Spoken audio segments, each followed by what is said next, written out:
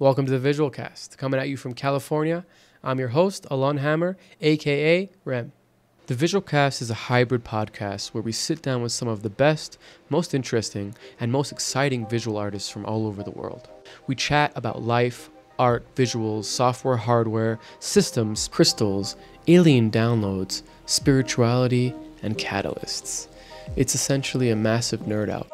But the guests also do a set where we dive into their computer and get an up-and-close look at how they make art, how they perform art, or really anything they want to share with us. The world is like a ride at an amusement park, and it's fun for a while. Some people have been on the ride for a long time, and they begin to question, is this real, or is this just a ride? And other people have remembered, and they come back to us and they say, hey, don't worry, don't be afraid, ever, because this is just a ride.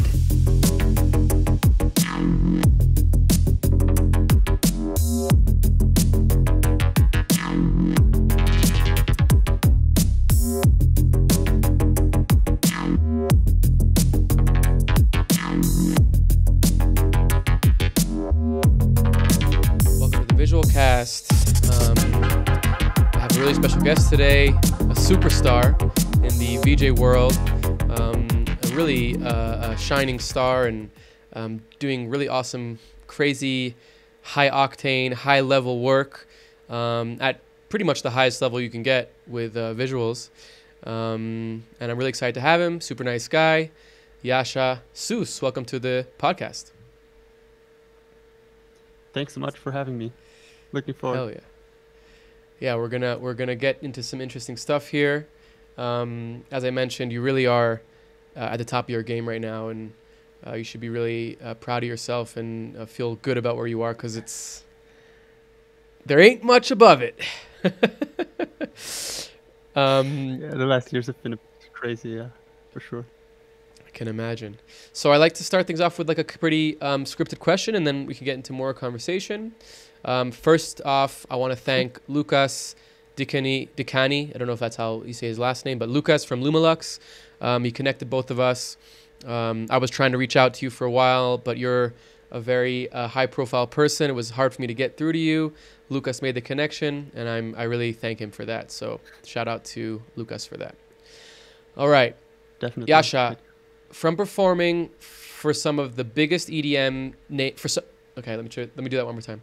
From performing with some of the biggest names in the EDM scene, Afterlife, Tales of Us, and K&D, to name a few, to playing some of the biggest venues around the world, Frequency Festival and Printworks, to name a few, to being recognized by the wider creative industry as the VJ Whizzkid, your ability to show behind the scenes and process of your massive shows is outstanding and garnered you hundreds of thousands of followers on social media, and more recently, you have created a massively striving Discord server called the Visual Zone, where information and collaboration is really being shared in a powerful way.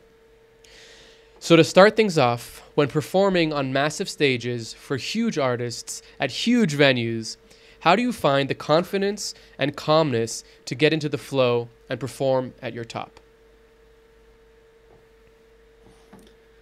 Yeah, it's an interesting question. I mean, I think once you get into the flow, you don't really think about what kind of stage it is. Like, it really doesn't matter if it's a small club venue or like a super huge festival stage.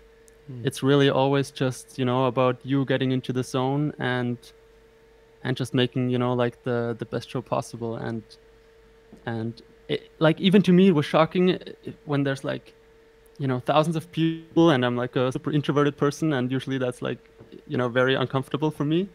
But as soon as I'm like on my MIDI controller and Resloom before me, it's just, super nice, and it doesn't really matter how many people there are. It's just me and the show file. That's awesome. Yeah, I mean, that's a really potent way of putting it. I mean, once you get in the flow, it doesn't really matter where you are, right? That's kind of like the point of the flow, right? It's like you're just transcended into the moment and into the actual what you need to be doing. Exactly. I think still, like, at the same time, of course, you feel the energy. So it definitely is a huge difference in terms of like the energy that you kind of receive also from the crowd and the people. And especially when you realize that like a visual has an impact on the crowd, that's really like a special moment where you can Totally. feel a lot of energy like Totally. coming in, and but that, you know, just enhances the whole flow. So 100%. yeah. And it's you know, I still think that you should give yourself a little bit of credit, because even though you're you know, you get in the flow and you're confident about what you're doing, there is still an essence of like you said, tons of people, like that is hard for a lot of people to kind of let go of. Yeah, you're not in front of everybody on the stage, but like you said, if you push the wrong button, Exactly. or if you make the wrong color choice or something in front of a lot of people, it can be it can have an effect. So I think that there is, you're also, I mean, just speaking to you for the past few minutes, you're a very calm and collected person. I think that that must translate into the way that you perform as well. So that's a good trait to have, I think, in this kind of you know, behind the scenes, front of house energy, is calm, collected, no stress, you know, no drama. Like, we're just here to get in the flow and do a good show. Which is funny, because no, I think, definitely like the whole, you know. no, please. Sorry, go ahead. Yeah, no, I mean, like the whole working environment is already very tense, you know, stressful, especially in the whole preparation and when things start not being on schedule and stuff. So, and then also, you know, when during a show, when you have like a wall of sound blasting and there's people like all around you, behind you, like there is a sort of tension always. So yeah, it's definitely like a good trait to just stay calm, and then it's good for, you know, the entire team. Yeah, Totally. if you just Totally. keep a good energy. Keep calm and carry on, as they say. Exactly. And yeah, I think that, Exactly. you know, VJs are really like kind of the not the composer, obviously, that, you know, the music is what's driving the force, but in the front of house with the lights and the lasers, a lot of times lights and lasers are following the VJ, because it's so in your face, it's so massive, you know. So if your energy is calm, if you're collected, if you're not like stressing out, I this is like a big thing that I always tell younger VJs, or I always kind of see sometimes in the front of house.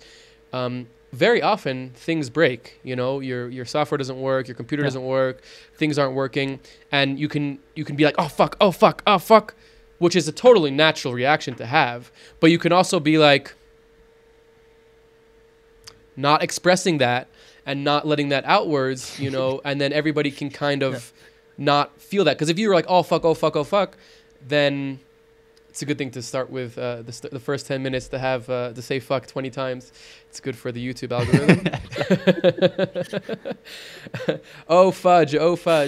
Then you know, people are much more relaxed. And this is something, shout out to my wife. She always told me this, because I'm a very expressive and emotional person, so I have a hard time not saying oh fuck when it's oh fuck. But she always tells me, you know, like around the house or with the baby, you know, like you don't have to say it. You know, you can still be expressive and be upset about something without like changing the energy around you, you know. And it's a very Exactly. it's a good lesson. It's a good lesson for sure. No, definitely.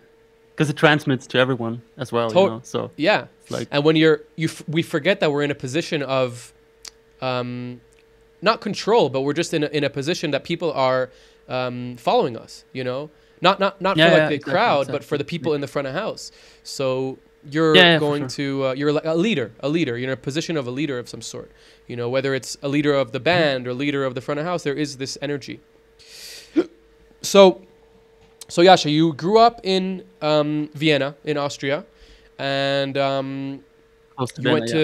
you went to school there, and I was watching a little bit of your interviews and kind of got a little bit of information about how you kind of got into Cinema 4D as a young kid. You're also very young, so it's kind of crazy that your trajectory into this high position is so fast, you know. Yeah, what was kind of like your, you know, as a kid growing up in Vienna, getting into Cinema 4D? Why did you get into Cinema 4D? You know, what kind of pushed you to become this kind of, you know, content creator? Yeah, it was kind of like this mixture of a couple of things, and it's always this kind of trajectory that is, it's never linear. It's always a couple different things that come together, and only in retrospect you put the puzzle pieces together, kind of. But for me, like, I grew up in a town close to Vienna. Actually, it's like an hour from here. Okay. So actually, like a small town. And I went to school like 15 minutes from there into like a city with around 30,000 people. So all very like more actually quite rural area. Now, so one of the things that got me into this whole thing was I was always like a visual person. I was super into photography and making videos. I was doing like videos with my younger brother, who is really sportive.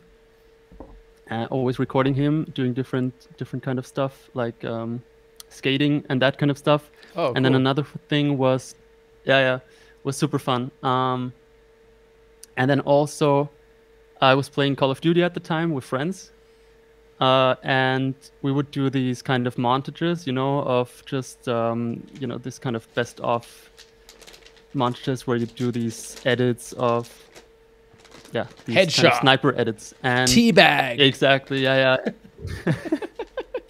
And put some music over it, cut it to the music, and then you always want to do some special effects. And for this, I started watching some YouTube tutorials on Cinema 4D on how to do like motion tracking and insert some 3D text into these scenes. Nice. So it was really like this was one of the things that got me into cinema, and then also the filming with my brother and just filming in general and trying to do some like VFX stuff, like super basic VFX at that time. There was also not the same resources, that you have today. But it was super fun, and that kind of got me into this whole 3D like topic, but I didn't think of it, of course, not at that time as a sort of profession. I mean, it was a kid, a hobby. But when it was like just a hobby, and it was super fun. And then when I started going out, there was like basically 2 clubs in that town where I lived, and one was like the more commercial EDM type of thing, and the other one was the like underground club called the Warehouse. Cool. And that's where I got into like the drum and bass scene, basically.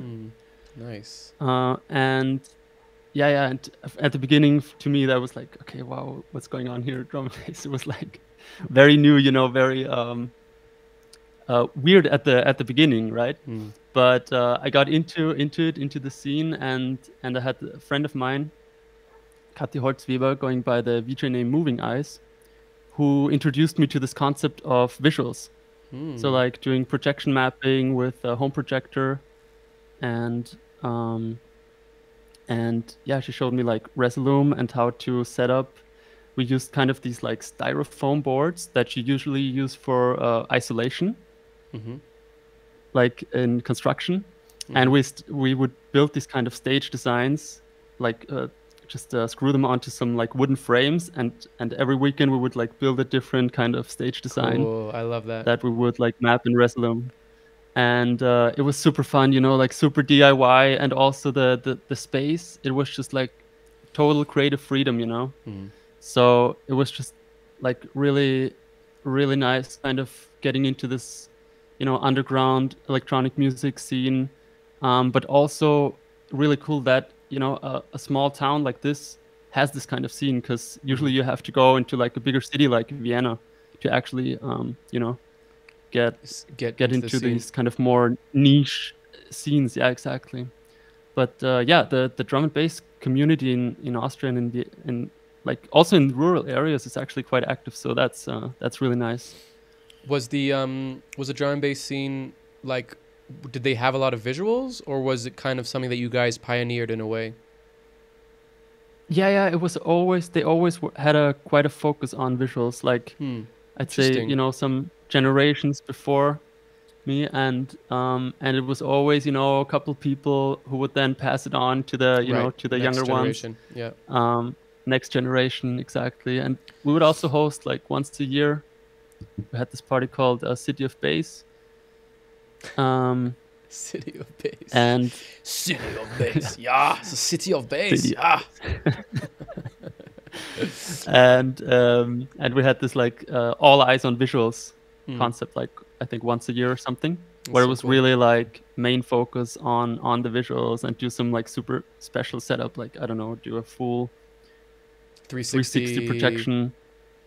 Nice. But it was all like projection based and no fancy LED stuff, just super DIY. Yeah. But super fun, like just messing around with stuff. Yeah, with scenography and kind of projection mapping. I mean, honestly, like to me, LEDs are, I'd prefer projection mapping. I feel like you can get a lot more things. Like, I don't know, I kind of flip-flop, because if you have really good content, then you can make the LED look like whatever you want. But there's something special about like projection mapping, architectural or on stage design, that like there's just like this texture and element that creates something that you can't emulate even with really good lighting and 3D rendering.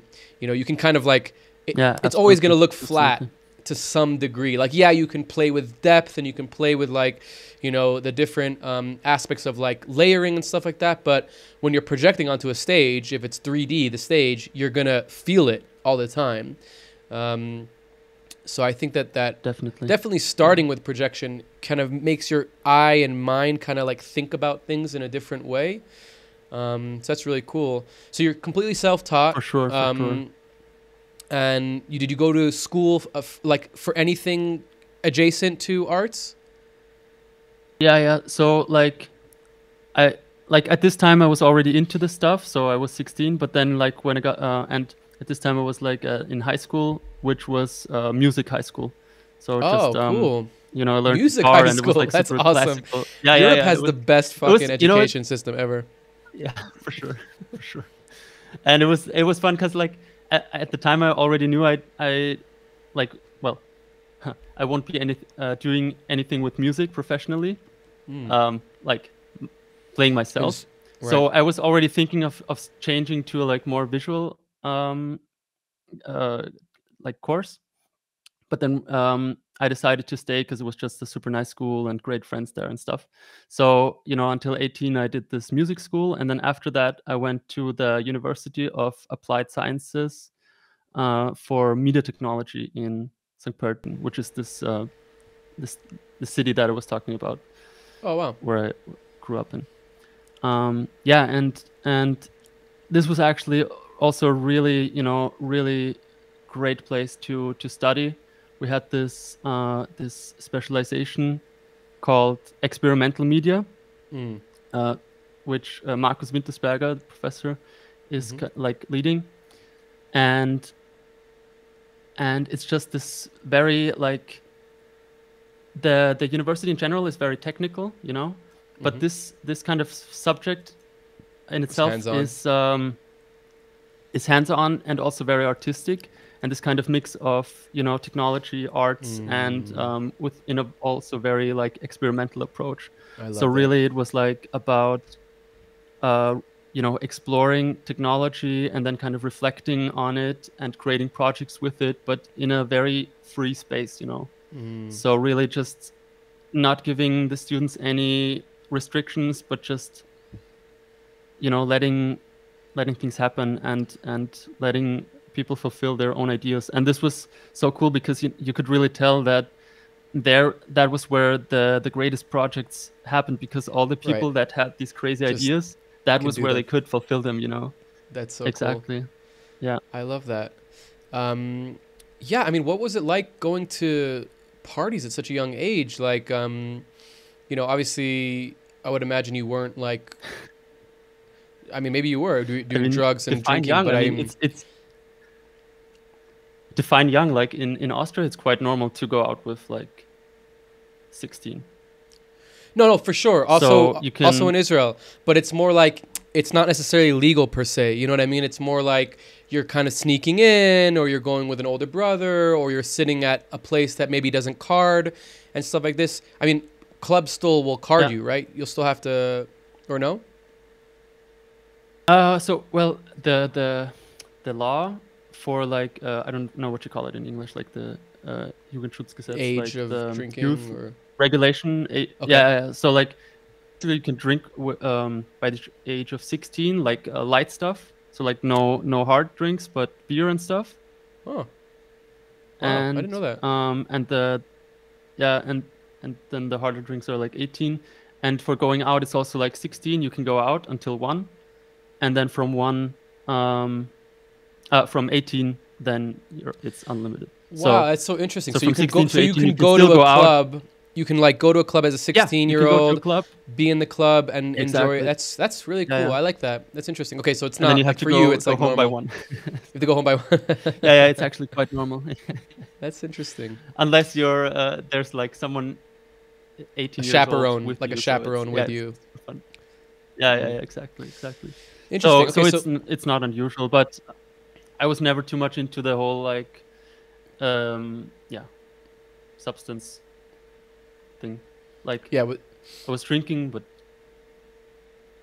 What did I you? was so much into like this whole What were you like fascinated by? just I don't know. It always felt like I was kind of in my own bubble. Like everyone else around me was like partying, but I wasn't really there. I mean, I was there to party, but I was mainly there just nerding out. And yeah, it's actually it's really funny to think about it like retrospectively. I think a lot of people, like especially a lot of us, are introverts that find themselves in extremely extroverted kind of situations like parties and events. Yeah, exactly. But I think that the electronic music, especially in like a dark club, it's like the perfect place for an introvert because you're, I mean, Yeah. some people like to go to parties and do drugs and talk and blah blah blah blah blah. But really, like the best thing to do at a party is to just get into yourself and dance, and thoughts and ideas come up, and you kind of like process a lot of information about yourself and about the world and about what's going on. And it's interactive, like you're dancing together with people, but it's very like I'm expressing myself, I'm dancing how I want to dance. I think that it's absolutely. It's like very anonymous also, so it's very anonymous, right? You're right. Nobody can kind of see exactly who you are. It's true. Yeah. So that's what I also loved about this underground scene, because you can like even go out alone and it's no problem. You can just have a great time and just enjoy the music. And this was always like core aspect to me of just enjoying the experience. I can go out by myself and have a great time. Right. You don't have to go with a group of friends. You just need to have some good music, some good vibes, and you can enjoy yourself. I love that. I think that's something, it's something that, like, not to be like the old guy in the room, but I think that this generation kind of is missing a little bit, like you have somewhat the similar aspect of it with like video games like Fortnite, right? You can be anybody you want in Fortnite. You can express yourself, but it's like the interactive part of it, or like I should say the collective part of it is so separated, right? Because like in a club, you can put on your clothing, you can, wear your, be anonymous, be whoever you want, but you're together with people. And like in a video game, you're together with people, but there's something missing, it's a little bit of something's missing there. I don't know. I wonder how it will progress. Yeah, for sure. No.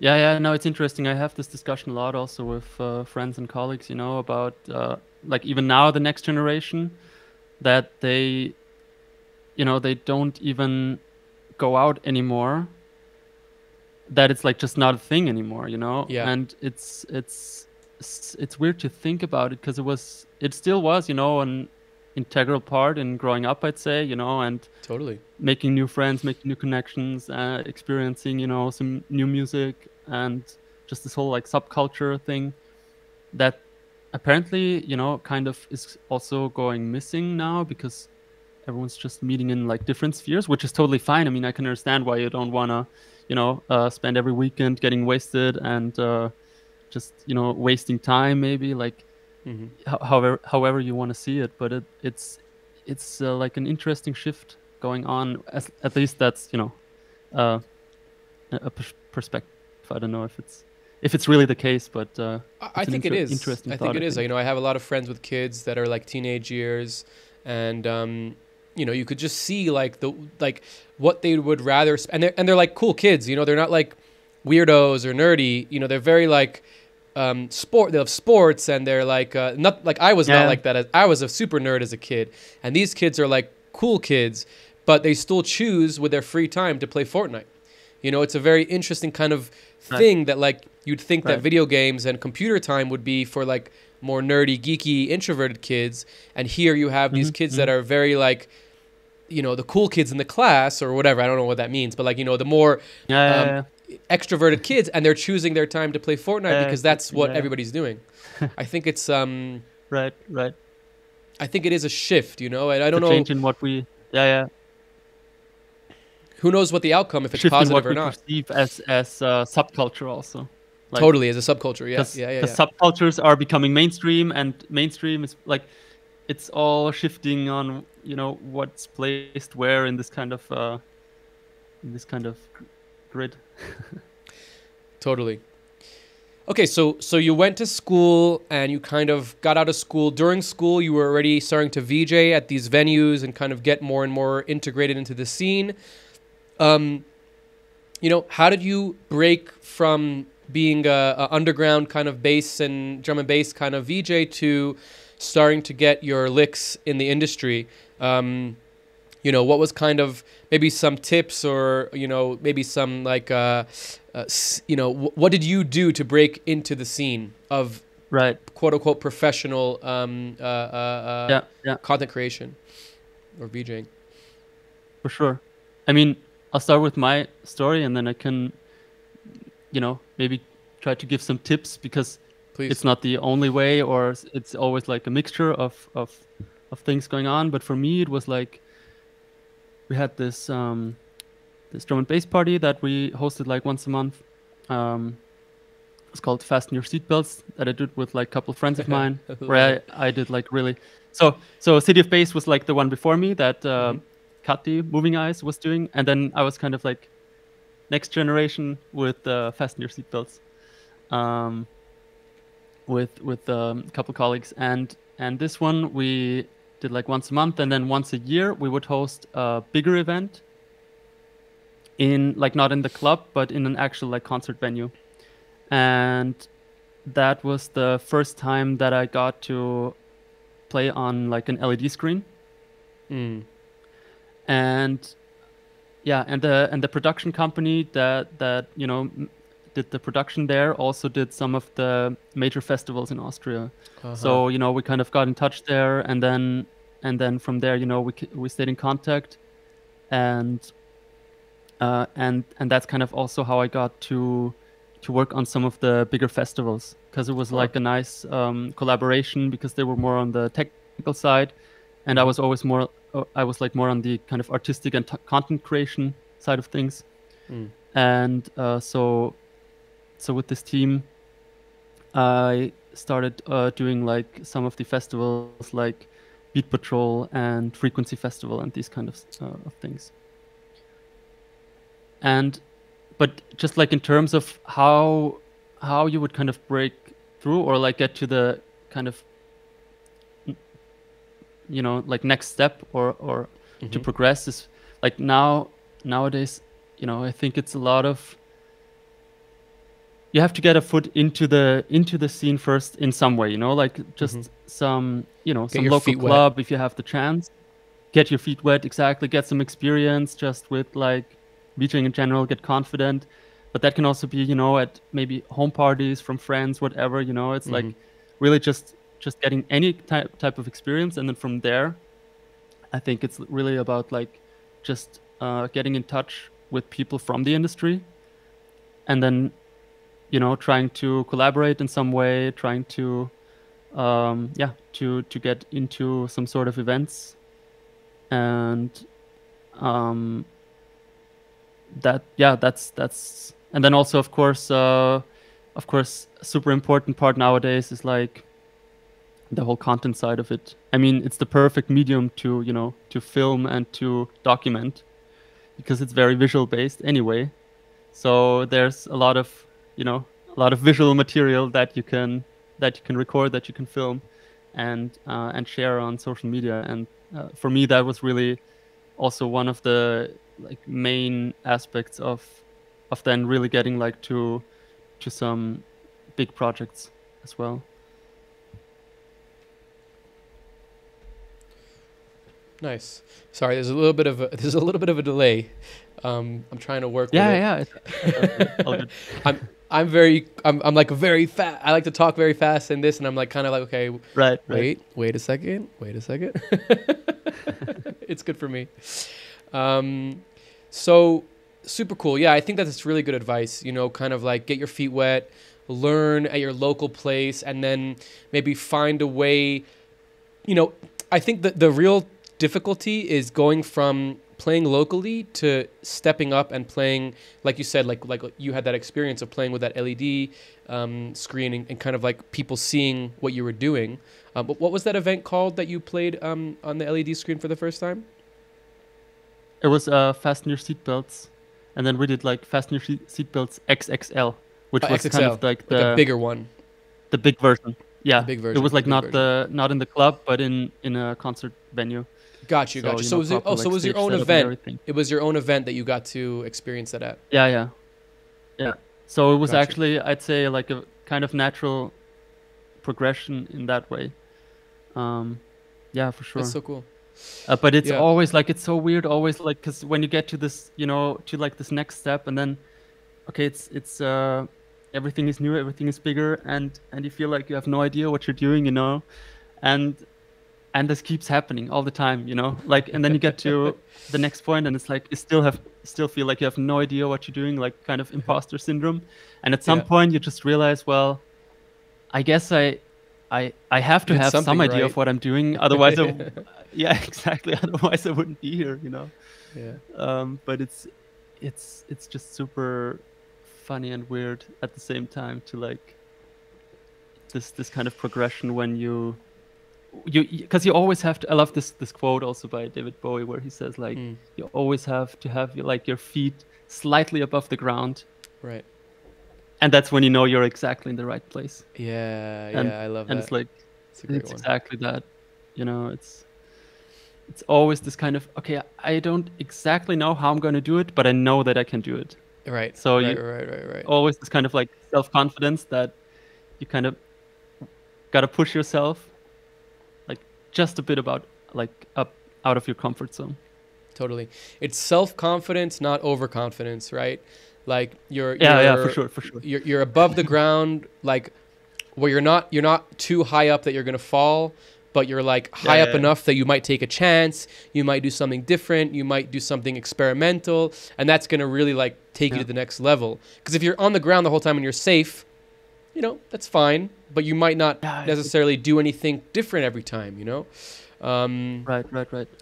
So I mean, there's no bad thing in that, but no, of course not. Everybody has their path. Exactly. I think that so when you got into doing 3D and you were getting deeper into it and you were starting to do, you did a lot of dailies. I know from your past, you did like a bunch of dailies. And obviously everybody knows the power of doing dailies, how it kind of forces you to, just finish a project very fast and kind of get those things out there. What pushed you to move into generative visuals? And maybe we can talk a little bit about TouchDesigner and the real-time workflows. Yeah, for sure. Actually, yeah, it's funny how I got into TouchDesigner because we actually had a subject at university on TouchDesigner, and no way! That's so funny. It was an elective subject, so you could choose it, and it was called something super dry, like node-based data processing in real-time environment. And I was like, yeah, I don't know, it sounds weird, terrible. But let's try it, Yeah, exactly. But kind of also sounds interesting. There was like a little bit in there that kind of got my attention, like real time and stuff, And also TouchDesigner wasn't as big of a thing as it is today. So, and Patrick Lechner was teaching there. Was like also a great TouchDesigner master. And and we like the first lesson in this like elective, we were in there, and it was like, oh my god, this is so crazy, like what you can do with this program, and this is exactly, you know, what I was into, and it was really cool. And that was kind of like the intro into TouchDesigner, and in fact, as like the final project of the semester, we did visuals in a club. So No way. In your that's school? really, That's so cool. That's it was like, just perfect. In that's school, yeah, awesome. That's awesome. for sure. So that was like an introduction, and then I got into it, but also I didn't like start using it immediately. It was more at a later point where it came back to me.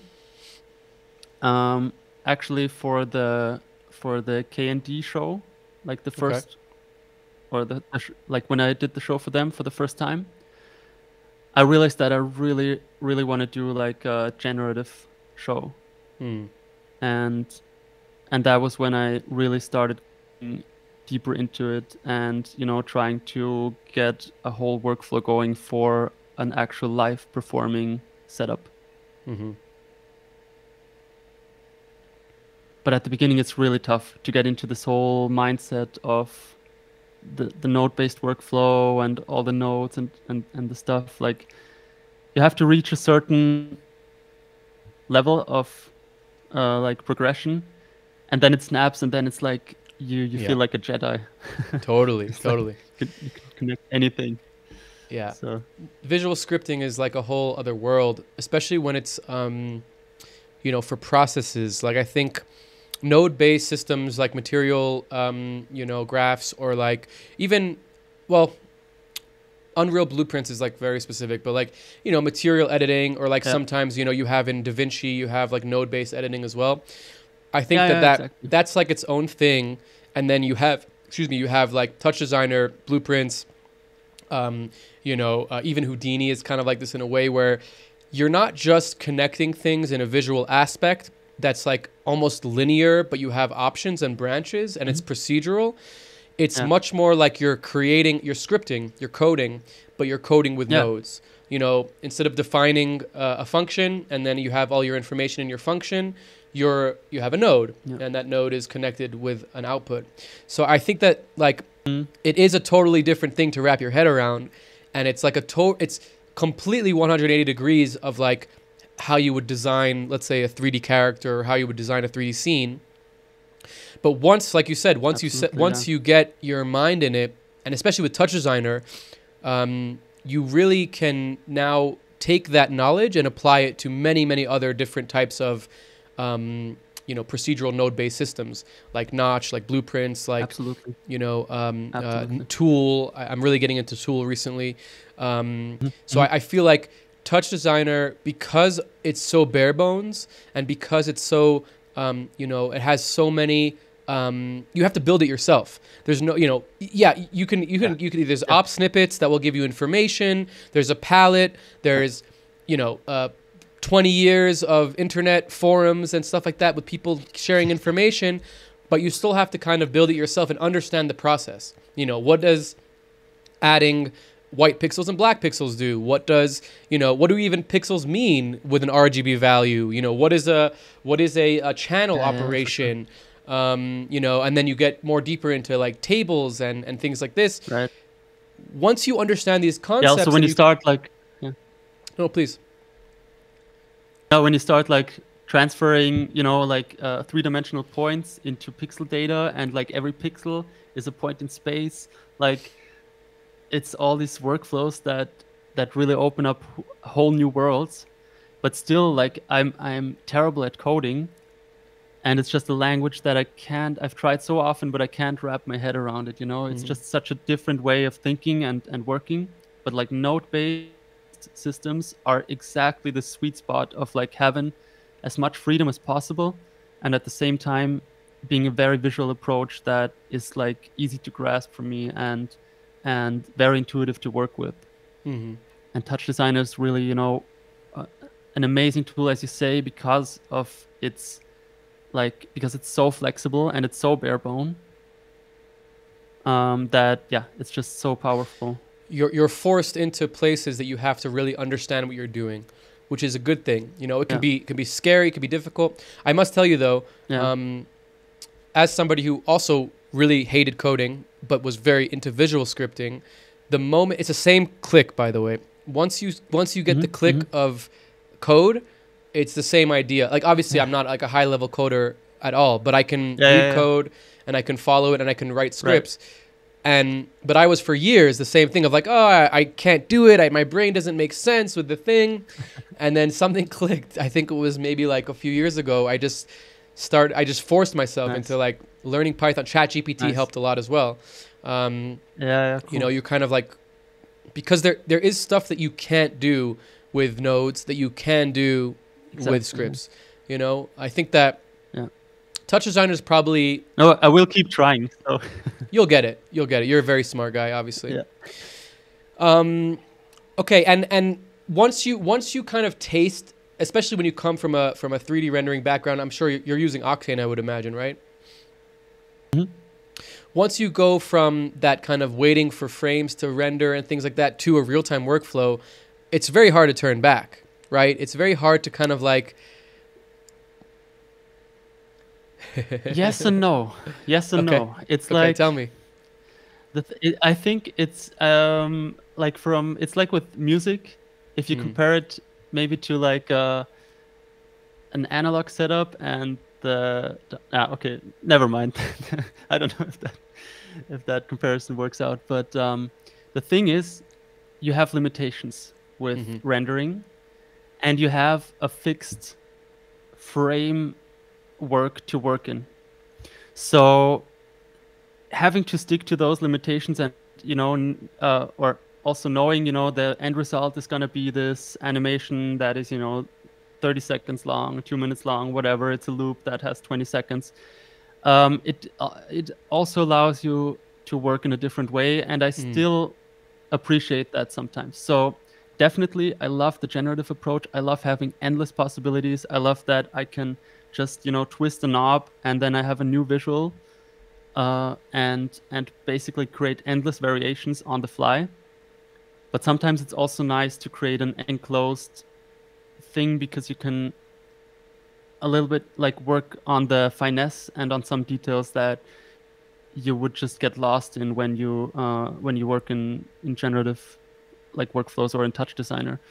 Like sometimes I try to create like visual loops that I just want to use for Resolume in TouchDesigner. And it's so easy to get lost that I'm just quicker in Cinema to create those loops. Interesting. So for me, it's really not, you know, one or the other. So it's just a different mindset of working in. And I still really appreciate, you know, like these high fidelity renders and loops and this kind of stuff and working in Cinema. And, you know, it's not mutually exclusive to me. No, it's not. I was referring a little bit more to, like, I totally get what you're saying. They're different use cases. But I was referring more a little bit to, like, you know, real-time 3D, like whether it's with Eevee and Blender or whether it's with Unreal Engine, where you kind of don't have to wait for the render. You know what I mean? Because I think that, yeah, of course. That's the hard part. For me, when I got into, for me, it was Notch first and then Unreal and then, you know, kind of like the progression. But the moment that I tasted like 3D in real time, generative as well, but more just like the 3D rendering in real time, I found it so hard to go back to rendering.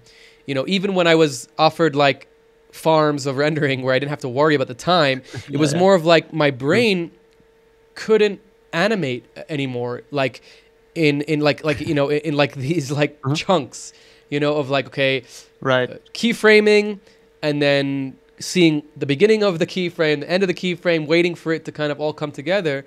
It was very hard for me to go back. You know, there is definitely like middle grounds. You know, I think for me, Eevee is great as a Blender user because I can kind of start seeing things as I'm doing it, and I'm inside my DCC, whereas Unreal is not a DCC, even if they try to make it.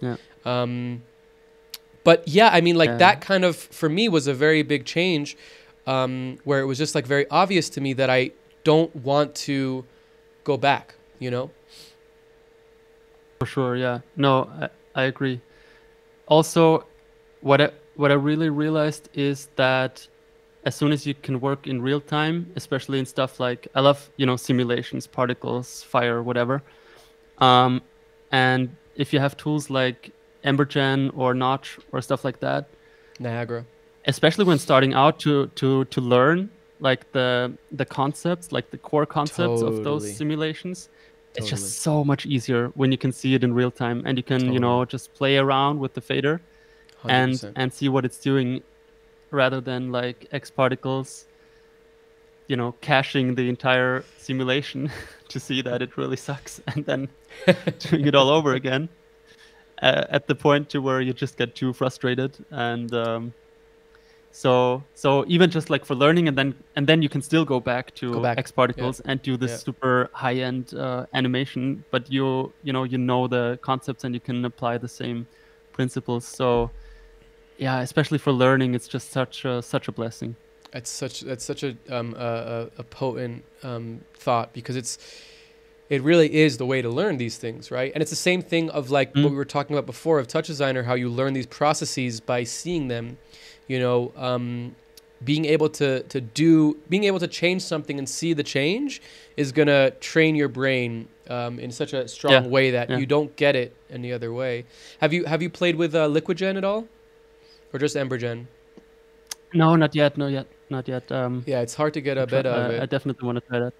Yeah, me too. Oh, yeah, exactly.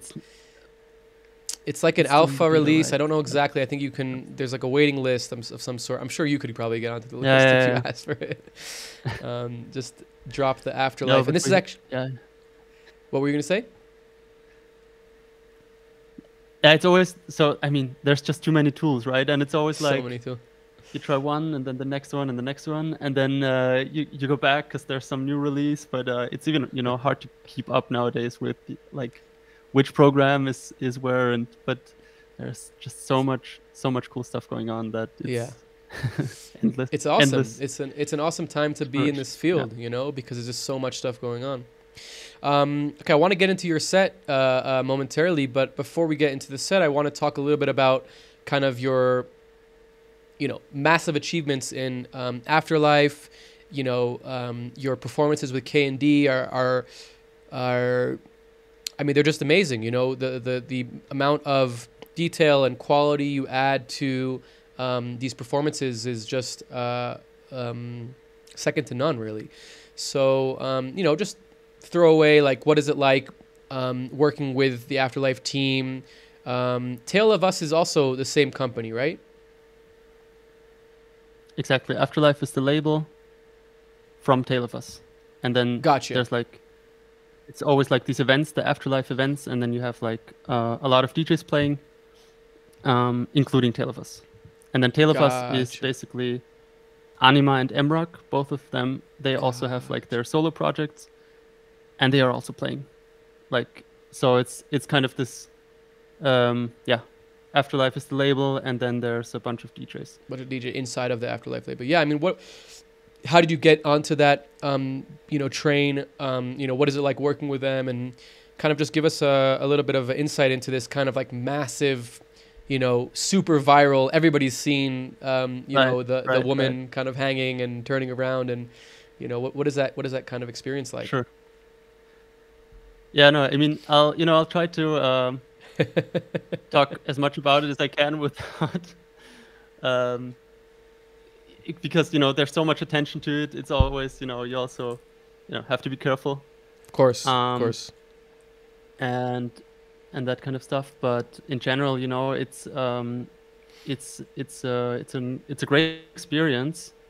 I mean, of course, it's at the moment it's one of the like major events or like events that with like focus on visual, and they really kind of redefined the whole visual game in general for these kinds of shows, and there's so much attention to the visuals now, and it's also really fascinating that it is at such a large scale. But usually when you have like shows at this scale, it's it's like super commercial. But with Afterlife, there's like so much artistic value in there that Interesting. it's really that's really cool to see, have a project this big with so much artistic value behind it. So and it's just a huge team effort, right? It's like Michael Tietze is kind of the main visual artist who is like curating basically, and then working together with a bunch of artists from like all different fields, and to create the content for all the shows. And then are you still there? I'm here. Oh, sorry, just dropped out for a second. Oh, I'm loving this. It's super interesting to hear a little bit behind the scenes of like what's going on and how, your experience from it. Yeah, tell us a little bit about the team. So Michael Tietze is kind of curating everything. What is? Maybe I'll give you a little bit more direction. Like what's the process? So, there's a concept, there's a content creation pipeline, and there's a performance pipeline. Maybe can you kind of break it down a little bit, as much as you're allowed to say, of how these kind of things go from concept to actual formulation, and where do you fit in this situation? I mean, I'll focus on my part because that's like where Sure. Where I am. So basically, I am part of the team touring. We're like two operators for the shows. So Michael and me. And and our job is basically to play the live visuals. Obviously, we have the artists. Sorry, it's weird because you seem to be gone. I'm here. But I think you're still there, no? I'm here. Okay, It's my it's okay. My microphone automatically goes down when there's nothing going into it, because I have like all these fans and shit in my computer, so it goes down. Right. Okay. Sorry. Makes sense. I always You're thought am I talking I'm to losing the myself? connection or something. Yeah, no, I am sorry. Yeah. Sorry. Yeah. Oh, but anyway, exactly, like we're doing the live part of the shows. So we're performing the content that like all of the different artists are creating. Mm-hmm. And then also, if we have time, create some new content on our own, but because there's like so many shows right now, basically we are mainly like the VJs, like operators, or I am especially. And yeah, like for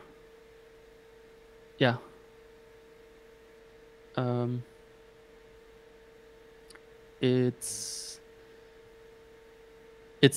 also this kind of nice mix of pre-planned stuff and then a lot of live improvisation. So I think that's what I can say to that. How much of it is like time coded, percentage wise?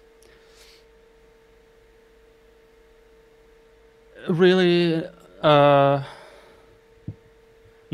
think not as much as you would think. It's like really. So the thing is, what you see online is always these key moments, right? It's of course. The anima show, where it's like everyone very is highly produced, beautiful, right? Exactly. So that's really, when you go to the actual event, you realize, not the whole evening is like this, and that's great, because otherwise you would have like an evening of people watching TV, basically. Well, I don't think that a time coded show could be the most mind blowing show you've ever seen. No, for sure. Sure. But I know what you mean. Like it's like the improvisation, it's this. No, I'm totally with you. I'm totally for time code, but you know what I mean? Like, because there's so much critique right now going on people filming, not enjoying the moment, etc. Oh, I hear you saying. So just like in terms of this aspect of it, it's really like what's so nice about it is that over the course of the evening it offers everything that the medium of do.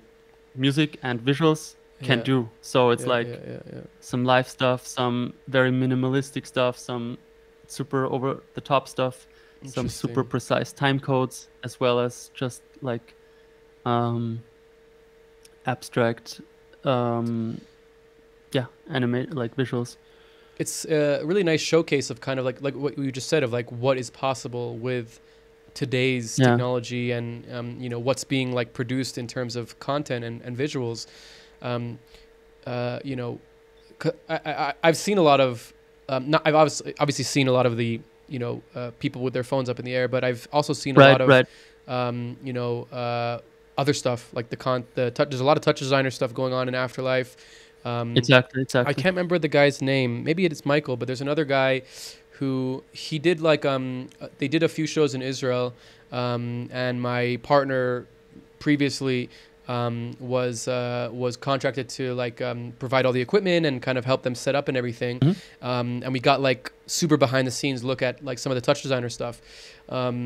And I was, you know, because I was like, oh, this is all time coded. I'm seeing all these videos online, like not in a bad way, just in like a way of like, okay, you know, I'm impressed, but it doesn't like, you know, it doesn't like tickle me, you know. And then tickle all of a sudden I see like tickle my fancy, and all of a sudden I see like all these TouchDesigner patches. I'm like, what? I didn't see any of that stuff, and I was kind of like privy into it. I can't remember the guy's name. I wish I would have remembered his name. Maybe I'll have to circle around and find it. But, you know, I think that when it comes to a big show like an Afterlife show, there's going to be haters. It's just a classic thing. Me being one of them. Sure, you know what I mean? Like behind closed doors of like, oh, whatever. It's just time coded, you know, like, I think it's just like very natural. And like, you know, I try to, when I do hate onto things, I always try to separate like, you know, what it is from the people that are working on it, because I feel like there's a completely different thing when it comes to like what the final thing is and like how many people worked on it and, you know, who's running it and how much effort and like time and things they're putting into it. You know, I shit a lot on Notch, for instance, as an example, but I always preface it with like the developers are amazing and the people that are working on it are amazing. It's just not my thing, you know. So I think with Afterlife, there's a lot of that. But having somebody like yourself who is kind of like obviously very high level, you're not just like a click and play kind of person. You know, you're not just like you know, there are VJs that are just like a click people, you know, that they're not even making the content. They're just kind of like a very professional, very a high level stage director, let's call it, or like art director or something like that. And like, you know, they're just kind of pressing play with a time code, and no knock to them. That's kind video of what they're doing. Also, you know, video operator. That's a great way of putting it. So you're obviously not that. You're a creator and an artist. So getting to know you, that you're behind the scenes on these shows, is kind of like in a way window opening into like what's going on there at these shows. So you know, I find it very interesting. Okay, so a few more questions about Afterlife, and then we can move on, because I feel like maybe it's not as such a comfortable topic. But if I have you here, I have to get some information. I don't want to get you in trouble, that's for sure. What's the process like with content? Are you guys shown a lot of it beforehand, or is it kind of like a classic festival where it's like, here's a USB key, play it? You know, do you have a chance to arrange things? Oh, no, we're in total control of all the content. Yeah. There's no external content. So sometimes like, sometimes there's maybe like one moment or something from DJs that have like their own show or something that, you know, we would play, or some visuals that are like for a track that Tale of Us is also playing, but then this art, like it's a track from this artist, and when that artist is playing, then they'll want their stuff on. We would also play their visual, like stuff like that. But so that's, otherwise, it's like the Afterlife shows. It's its own production, right? It's not own a production. Festival. Well, it's its own, like it's completely own festival. So So it's like super different from any festival shows where you're more like either like a kind of house VJ and you have a lot of guest VJs coming in or content coming in or stuff like that.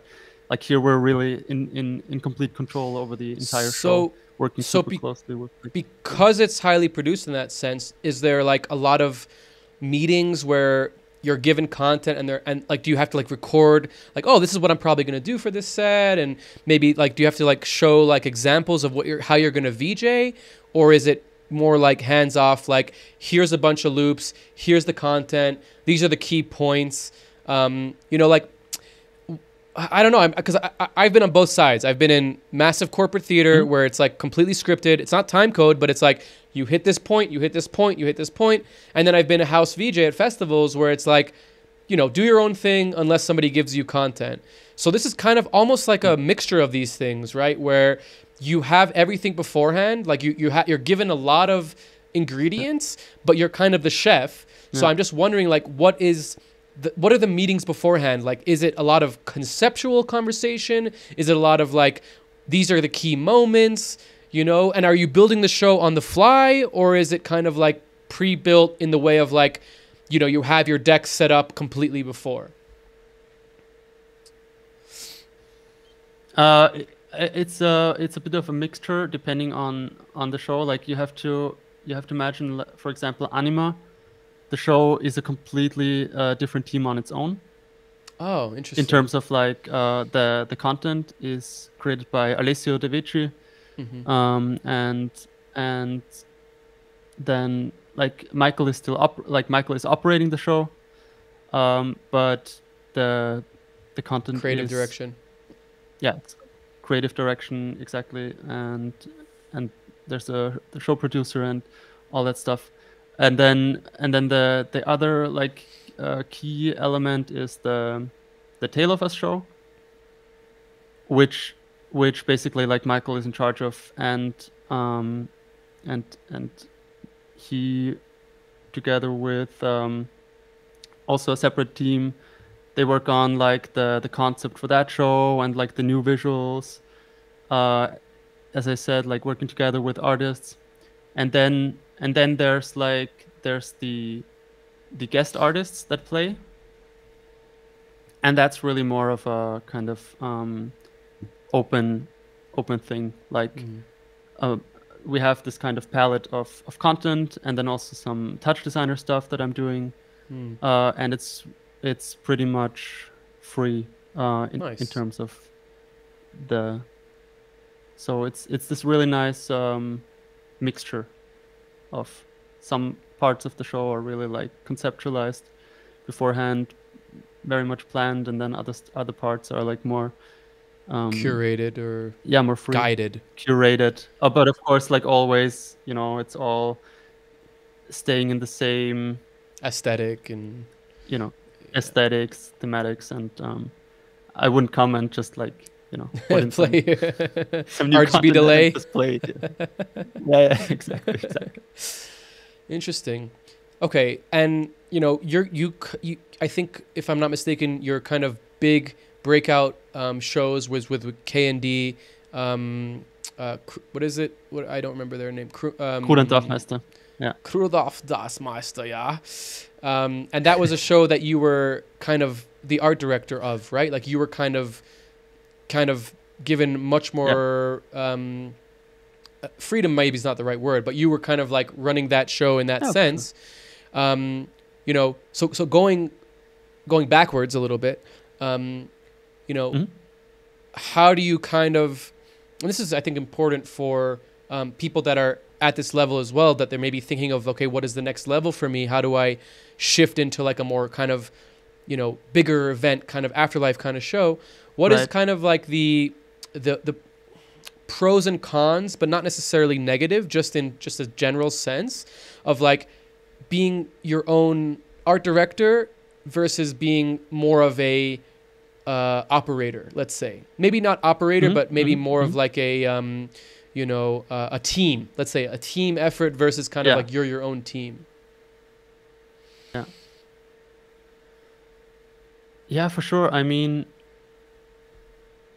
for a start, like maybe I'll also include the story on how this, how Please, this all please do. happened. Please do. Because it was also kind of funny because it was quite a jump from doing those events in the city that with the club and doing the local shows. Mm-hmm. And I thought, okay, as a next step, maybe I'll go to Vienna and do some clubs there. But instead, it was like I met Gute Dorfmeister basically, and we did like a first show in Berlin. So it was, for me, it was like this jump straight from like a small town into playing the first show outside of Austria, which was quite crazy to me, and also like a bit overwhelming for sure at the beginning. Overwhelming? Yeah, for sure.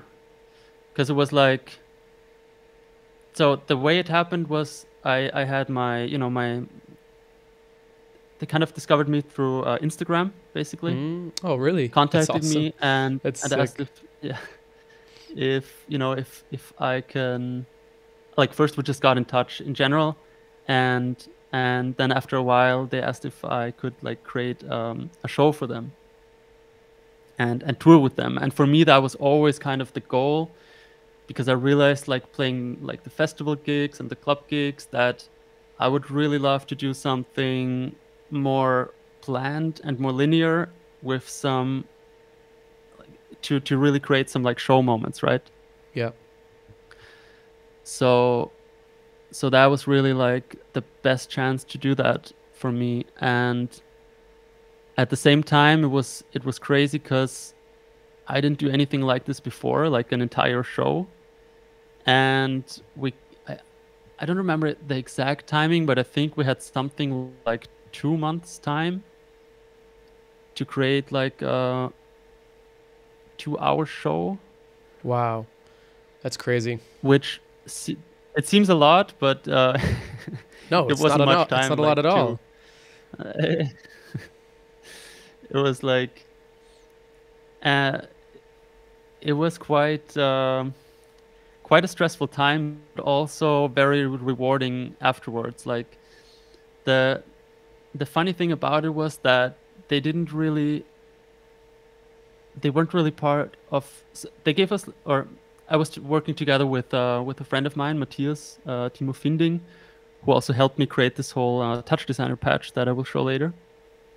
And we, like, in this time frame, I tried to come up with as many ideas as possible and create this entire TouchDesigner patch with a bunch of generative visuals that really should evolve over the course of a song. So it would always be one song, one visual, and then always this kind of very slow, because the tracks that they always play them like quite long, actually, especially for nowadays TikTok generation, where it's like 1 minute per track or something like that. Right. They really play them out, like so you really have this super nice evolution of the entire track, with all of its sections. So that really also allows you to have an evolution in the visual, with some sort of storytelling, in the sense of you have some object or something that starts out small and then is evolving, this kind of stuff, where you really have this what generative visuals are also good for. Yeah. But they didn't see any of it until like basically the rehearsals. Oh my gosh, that's so scary. They didn't see any of it. Yeah, You didn't send them like renders or anything, like. No, it was just like, go ahead. They just totally trusted you, huh? Create That's the show. amazing. They just trusted us, which was super nice, but also again, it was like really scary because until the last second you're like, I actually have no idea. Like, it looks cool as fuck, but it's like, is the client, like, is a client gonna hate it? You don't know. It's like, that's a really that's a crazy experience. Wow. And then eventually they loved it, and it was very, very nice. But then also at the same time, I realized only after doing a couple of shows that, you know, you start kind of aligning in terms of, you know, the whole your approach to the whole concept. And it was really a nice, like a super nice process of real collaboration, you know, where you work together on something, but also really like inspire each other in really special ways, because That's cool.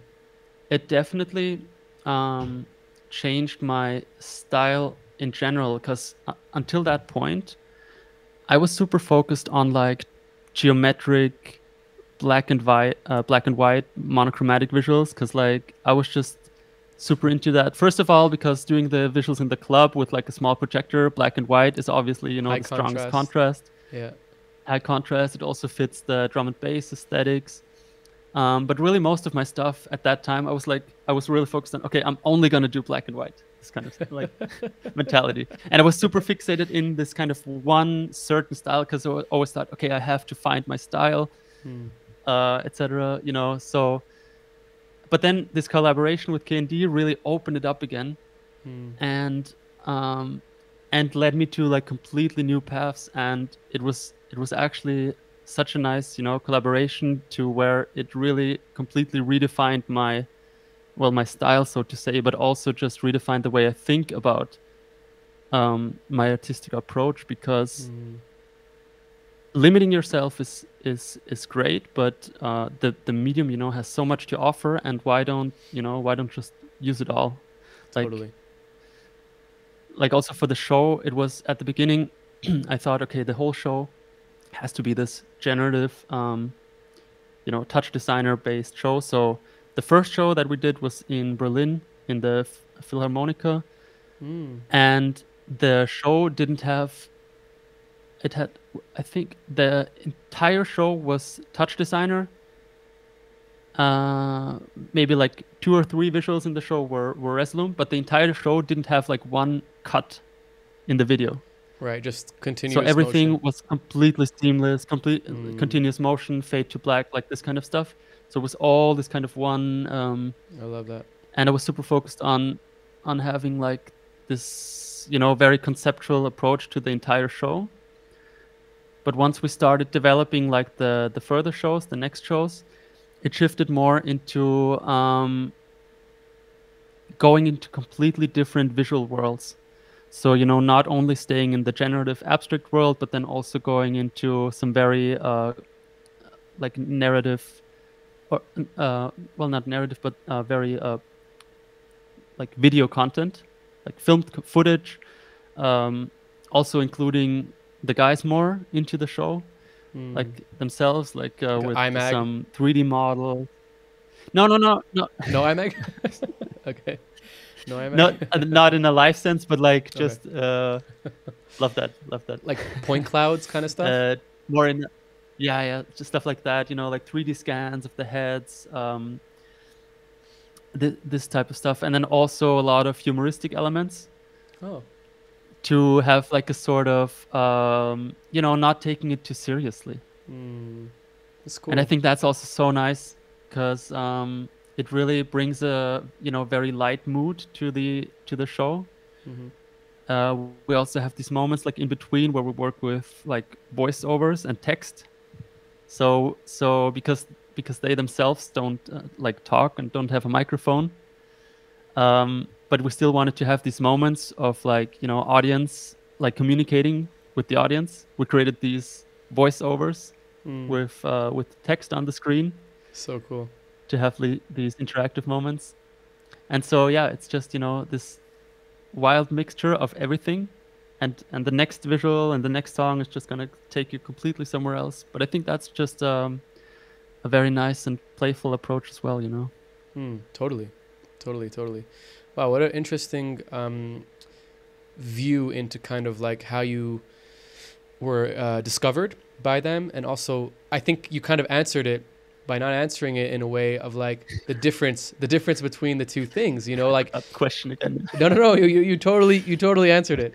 You know, the difference between being able to explore and have this freedom, and you know, you're kind of like through this explorative kind of experience, you're understanding what the music does and what the artist maybe wants or what they're trying to do. I think that that's a huge pro, right? And I think that it's really fascinating to hear that. I'm sure it also trained your mind and your eye to be able to see, okay, here's a really scripted show, here's a really like confined experience. How do I still make it in my style? How do I still bring my special sauce to it? You know, I think that those two juxtaposed together is going to make you into a Swiss Army knife, you know, of like, you can do content, but you can also take content and make it special. Exactly. We're going to jump into Jascha's project, and, you know, please take it away. And I might ask lots of questions during, but I will try and give you the freedom to show us what you got here. Oh, yeah, no worries. All good. Ask as much as you want. So basically, this is the live setup for K&D, at least the TouchDesigner part of it. Because the setup that I have for the show is I have this TouchDesigner machine, the Razor Blade Studio, and that is sending via NDI to Resolume. And then the Resolume machine, my MacBook, is has the output to the LED wall, and I also have some video content in there and some time codes, etc. But this is the TouchDesigner part, and this is what like really kind of proud of, because we just managed to create this file, you know, in this like super short time frame, but I'm still using it to this day pretty much unchanged from what we created back then, and I'm still kind of fascinated on what we were able to achieve in with this. And I also have to say, I created this together with, as I mentioned, with Matthias Timo Finding, my colleague back at the time, and there's some stuff in there that I myself don't even understand what's quite going on. Okay, fair enough. The interface part of it, like the cooking. So maybe it could be, you know, that it's going to be embarrassing, but maybe some of the questions I won't be able to fully answer. But in terms of the setup, I just wanted to keep it as simple as possible for live performing and not overcomplicated. And the way I set it up is there's kind of this A and B deck, and it's all mapped to the APC40. So you have like the 8 kind of columns, and it's sort of split in half, like right here. And so that's the faders right here for the A deck, and then the faders on the left side are the B deck, and the same goes like for all the rotary encoders and the buttons. And so it's like a very, you know, minimal, just like split setup, but it kind of allows me to control everything with, you know, everything the MIDI controller has to offer. And when you load in a file, for example, this one right here, I can trigger these rings with the buttons. And so that's like the nice thing about this patch, is that for every visual, it's gonna, like, the same faders are gonna do something different. It's like it's always useful. The same layout. Super useful to have. But yeah, but it's like it's just always controlling different parameters, because otherwise it would be, you know, like it was hard to think of a concept that's like adaptable enough, but then also reduce it to the essence. And I think this really is more on the reducing to the essence side. It's like very minimal, but every visual is kind of laid out that way. So when all the faders are down and everything is at 0, that like not much is happening. And so this gives me the opportunity, you know, to like switch in between the different patches and then start letting things happen. where I have like an emitter. And you can also see that when I change the patch, that it changes all of the Information about the labels for names. the information about what's going on. Mm. So you can name all of the Super cool. the faders. And with a lot of those, it's like you don't even realize you know, how well it will play live until you actually play it, Of course. obviously. But some of those really are like, you can just play endlessly, like this this particle simulation, Mm-hmm. which was always kind of the start of the show. It was Nice. always like this kind of little you know, An little eyeball. stream of particles appearing like an eyeball, but then it like at some point, like at the first when the first beat kicks in, Oh hell yeah! it like opens up and really like opens up like the whole a space. Star, yeah. And then yeah, kind of like the star trails, and then you start moving into it, but then you can also tilt it. So it Nice. starts like turning down and going Yeah. directly to them, because that's also you know, Oh, always a nice cool, interaction cool, if you cool, have cool, something like cool. in relation to the DJs. Mm-hmm. It's like moving towards them, and then you have like a vortex where it starts spinning. So really just like super nice variations. And then for every show, I would always like play it slightly differently, obviously, Of course. which is just also the nice thing about generative visuals, that you kind of have a new show every time. But yeah, this is kind of the main setup, and a lot of these are also notch blocks actually. Oh really? So this one, for example, was one. Yeah. Oh really? So I'm running notch blocks inside of TouchDesigner. Nice. So at this time, it was really like learning TouchDesigner and Notch at the same time. But Notch is really like super intuitive in terms of Yeah. Very very fast. fast. Yeah. You create stuff really quickly. It kind of also starts, you know, looking similar after yeah. like quickly as well, because everything is so kind of like preset based, I'd say. But for this type of show, it was really perfect, because it allowed me to make like a lot of content in a very short time, and it really applies like all the logic that I knew from cinema as well as TouchDesigner, and combined them, you know, in a very powerful piece of software. So this, for example, is this kind of dancing Nice. figure, which, you know, gets really abstract, but then you can have it appear again. But all of these, like, you have the chance to really evolve them over the course of, you know, like a 5-minute track. So Yeah. you really get some good variation out of it. And then like you said, you don't calm you're not down cutting, again. You're not cutting between visuals. It's like one continuous thing where things come in. Yeah, things it's go always out. one thing. It makes it so much more Very minimal. immersive. You know? Yeah, exactly. Because for me, it's always this concept of you don't wanna like have a screen, like have a TV, you know, and watch something different. Like how do I, like see into a different world, but you wanna have the visual being an object inside of our world, right? Like inside of this space. So, you know, often also this kind of approach of negative space to like this one, that, you know, when you don't see the borders, then it actually appears as a floating object inside of the space that you're in, instead of you are kind of watching this screen, this portal into a different world.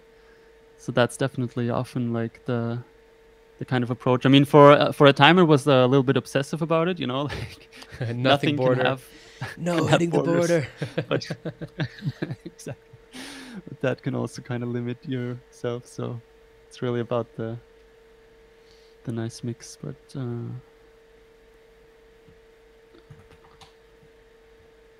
haven't played this in a while, so. So is the A and B, you'd kind of use that to choose which is like on deck, and then you could, you know, mix between them? So Is that the idea? exactly. So that's the idea. So if you have like two visuals running at the same time, like the Pixel Dancer, then I also have the cross-fader, and I can switch to the next one. So I'd often the next visual would play on B, and then I go to the, you know, go over to there, and can do the same thing. Nice. So that's the approach. And then I also have this little like performance monitor in there, and there is also like Ableton Live information. So theoretically, we didn't really use that in the end, but initially we wanted to completely like hook it up to Ableton with the TD Ableton system, and then have like the, you know, the track information. Then there's also like audio reaction stuff down here. I ended up not using a lot of audio reactive stuff. In general, I'm not too much into like audio reactive visuals per se, because I just enjoy the playing it myself more. Yeah, exactly. I totally get that. If I want to have something reactive to like certain musical elements, you know, like the hi-hat and the snare and stuff, I'd rather play it myself on the MIDI controller, because that's like just more fun to me. Right. And also still more precise than like just having this kind of audio reactive visuals. It always has this kind of jittery motion, you know, like at least in the simplest way, but oftentimes it's just like this kind of, it's hard to get it kind precise. It's very hard to get it precise. Yeah, exactly. Unless you have like actual MIDI information or stuff like that. Yeah, I think with Ableton Link you get a lot more control. Oh yeah, for sure. But like you said, I think that like if you're performing and you're VJing, I think that there's something much more fun with that. You know, it becomes a lot more of a kind of expressive experience where you can kind of just play with what you're doing. You know, exactly. So I think that there's a mix. It's also, it depends the music, right? If it's psytrance, drum and bass, and it's fast BPM, then audio reaction is gonna look cool as fuck, because it's just kind of like you're getting the flashiness. That's true. You know. Yeah. I also think there's like an esoteric element totally to it as well, where it's like, you know, frequencies. You know, there's like a frequency of the sound. Like you're obviously like a conduit to the frequency when you're playing and moving stuff, but there is something special to like transferring the frequency of the sound into visual, like through the computer. You know. Absolutely. No, I totally see what you mean, because it always also adds to like the conceptually to the artistic concept. 100%. You know, it's like real data, like real information feeding into it. Yeah. And it's felt, you know. I think the audience feels it.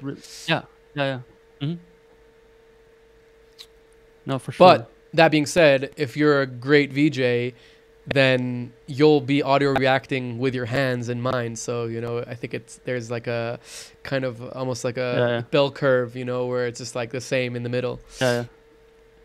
Yeah, exactly. It's always just a question of how you transmit the frequencies, kind of. Exactly. Or how you also receive them. Yeah. I want to see Clone Wars.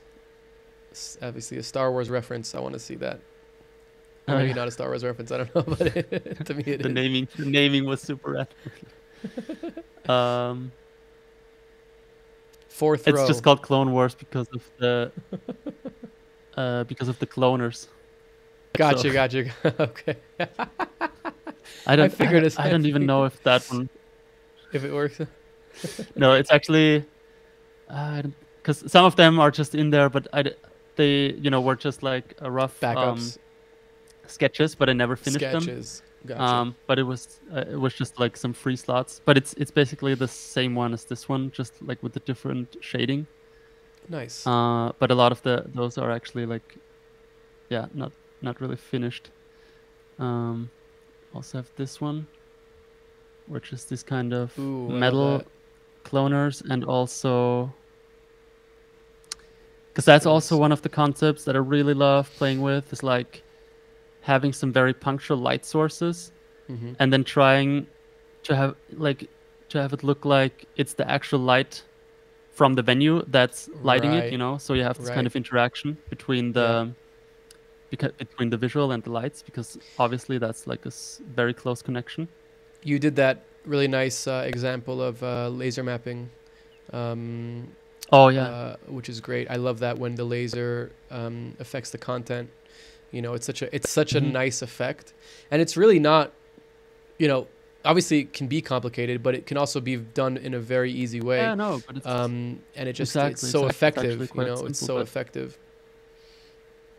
it's more about like the conceptualizing it and what Yeah, you know what you want to do with it, and it totally. gets really interesting, especially when you start like combining different mediums.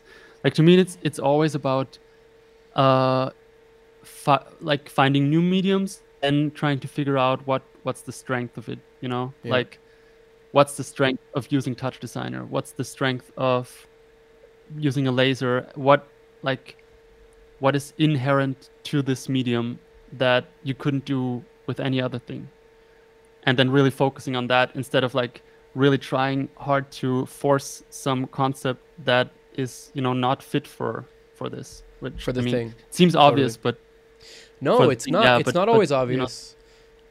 It's not, because especially when you get comfortable with something, then you know you get comfortable with it and you don't want to go somewhere else. yeah, But it can be a exactly. detriment, you know. Or, you know, I have this thing because I'm so anti-notch, you know, that it's like in my mind I'm like, oh, I never want to use us, but really, you know, it could be the right tool for the thing. You know, I've kind of Yeah. realized that like there's no like this is the best and this is the worst. It's really like what's the right thing Yeah, for that's the thing. Exactly, know? exactly. That was also a learning process for me, yeah, for sure. Yeah, Super nice. definitely. Do you want to dive into the can node jump graph a into- little bit? Yeah, It would be exactly. nice to see for sure. Exactly. Hell yeah. So We are in sync, even though we have a delay. We're in sync. We're like, it's really funny. that's perfect, yeah. Speaking about frequencies. So yeah, for sure. This is like kind of the main patch, where the individual kind of visuals are placed. So it's this kind of grid, and if I jump into one of those, then that's where the actual magic happens. And I always have this kind of, so the elements that are in every one of those that are kind of saved like in a sort of preset is this MIDI control. So that's just sending the wait, let me actually just quickly activate it in, for example, let's do this one. Jump out of this in here. So then here it's the MIDI information coming in, and obviously it's always coming into the patch that's currently activated. Mm-hmm. So that's just super nice, you know, that it's always switching, and then here is where I can label the things that are happening. That's lovely. So it's like it's all the labels for. So I'd have like this kind of template where it would say, you know, B1 button 1, just to know what I'm actually labeling. And then from here I can, you know, decide what I want to actually have the MIDI control. And for instance, here it's the trigger for this rectangle that is then fed into a feedback, which is applied as a texture to a torus, or to this Sup. tube, basically. Tube. Sup. And then this would start out as a kind of just plain tube, which would look like this ring, but then I can start applying noise to the tube, as you can see here, and then it would get like super funky and psychedelic. And then I have the same thing going on one more time, in reverse order in red, and Nice. and then The tubes are fighting. then Which tube will win? and then they mix, you know, they add up to this like purple color. This one is like made for LED walls. This one is really where the colors, they just punch Because we also tried Nice. adapting it and doing different colors for Mm-hmm. like for newer shows because we just wanted a slight shift, but we realized like this is the perfect combination, Hell yeah. like classic red, and this is so much fun to play live Well, because it's you can really great compound smash the buttons colors. to the yeah. Nice. You can just smash the buttons to the music, and then like for a certain like build up, go like full red, super dangerous, and then switch into the. And then anybody on any drugs are like, "Is the cops here? What's going on?" For sure, for sure. So yeah, that's one of the ones directly built in TouchDesigner, and then Nice. maybe I'll dive in one of the notch ones as well. Like this one.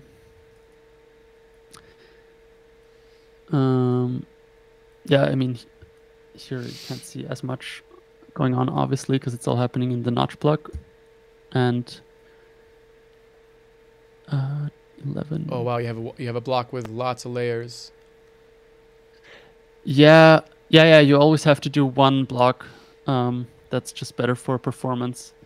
So you just load it once. And I'm still running Gotcha. this Makes sense. in an old version Mm-hmm. of TouchDesigner, which didn't allow to Resizing. like it Yeah. to resize, because now you Yeah. have this drop down menu and you have it all Yeah. collected in this drop down. But at that time, it was notch blocks were quite fresh actually. I requested that, by the way. Just to shout Really? out to myself. No way. Yeah. No way. I mean, Amazing. Thanks so much, 'cause I probably was one of many, but I remember sending them an email and they're Yeah, like, yeah. "Okay, we're on it. We're gonna do it." Well, amazing. Thank you so much, because that was really, and I still have that issue in here now, but I have a version of the file where I ported it to the newer TouchDesigner version, but some stuff wasn't working, and then I had to adapt Go back. some things. But anyway, layer 11, it should actually be this one. Why is I don't know why Grayed it's out. grayed out. That's interesting.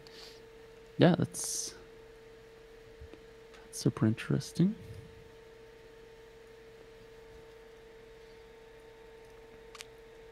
For some reason, I don't know what's going on here. But yeah, eventually, I mean, in this case, I would just go like in Notch, define, predefine what MIDI The exposed parameters. slider does what, and expose the parameters exactly. So, so what kind of happen in Notch? I would label it in order just to know what's happening. Smart. Let me check if here, there we go. Here I can actually see it. So let me change to this one. Yeah. So here you can see that the exposed parameters are mapped to the sliders respectively, and sometimes I just like add a lag chop or something like that just to have some smoothness, but otherwise it's all kind of predefined. Like I would build the looks inside of Notch and then just map the MIDI here. Mm-hmm. But of course this also kind of really slows down the process of iteration, because Right. when you want to change something, you go back into Notch, you edit the Notch block, you export the new Notch block. You have to hope that all the parameters are still relinked, Oh yeah. Oh no. because you're always working on the same file, like the same Notch file, and you have to override it, so it's always a bit scary. Well, make sure not to have the clear parameters. That's important. The clear parameters on file change. Oh yeah. That has killed me so many times. Good tip. Oh my god.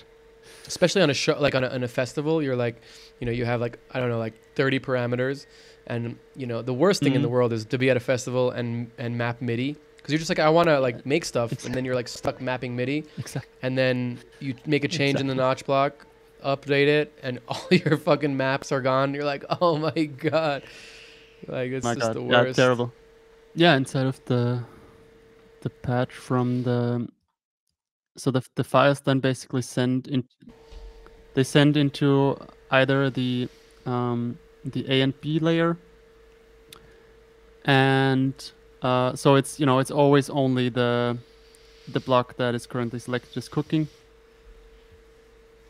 And then I have the crossfade, some post effects like a feedback, like basic feedback and this kind of stuff, and then it's sending through NDI to Resolume. And then I can name all of them here.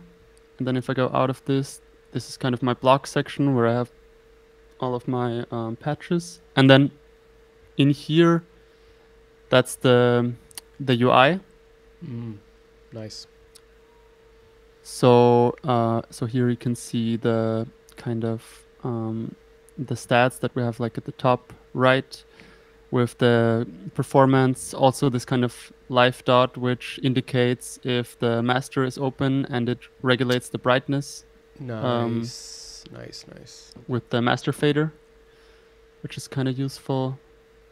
Yeah, some UI elements. Yeah, this is the basic selection interface. Here's the kind of selection process of the kill A and kill B. So I also have buttons to just like kill remove the patch. So as you can see here, if I just have something going on, I have this clear A, which is on the razor blade. It actually has a touch screen. So this is kind of nice. You can actually just select directly on the screen, but I also have a button on the MIDI that just kills it, and I cannot select a different layer in deck A when it's playing. Selected. So that's kind of like a safety. That's really useful. It's kind of like a safety mechanism. So you can only load it into like a clear deck. So first have to clear, and then you can load. Yeah. And then here's all the kind of MIDI visualization of like all the rotary coders and the faders and that kind of stuff. The button labeling coming from the individual patches. Here this is more of those elements. I like these rotary tabs. Did you design those, or? Yeah. I think this is actually. Yeah, we made those. It's actually just a circle, like it's all inside of TouchDesigner. Yeah, sweet. Nice little UI element. So like no extra PNGs or anything. Yeah, so this is kind of the interface. And then that's just the performance screen. So I also have it, I'm not only sending it via NDI, but also like as a second output monitor. So it's just like a second screen. For some shows, like sometimes NDI wasn't working properly, and then I just used it as like, I had it basically just connect with HDMI into a capture card, and so I tell TouchDesigner to use the output, as a second monitor, and then I don't know. Sometimes the capture card was more reliable. NDI can be a bit finicky sometimes.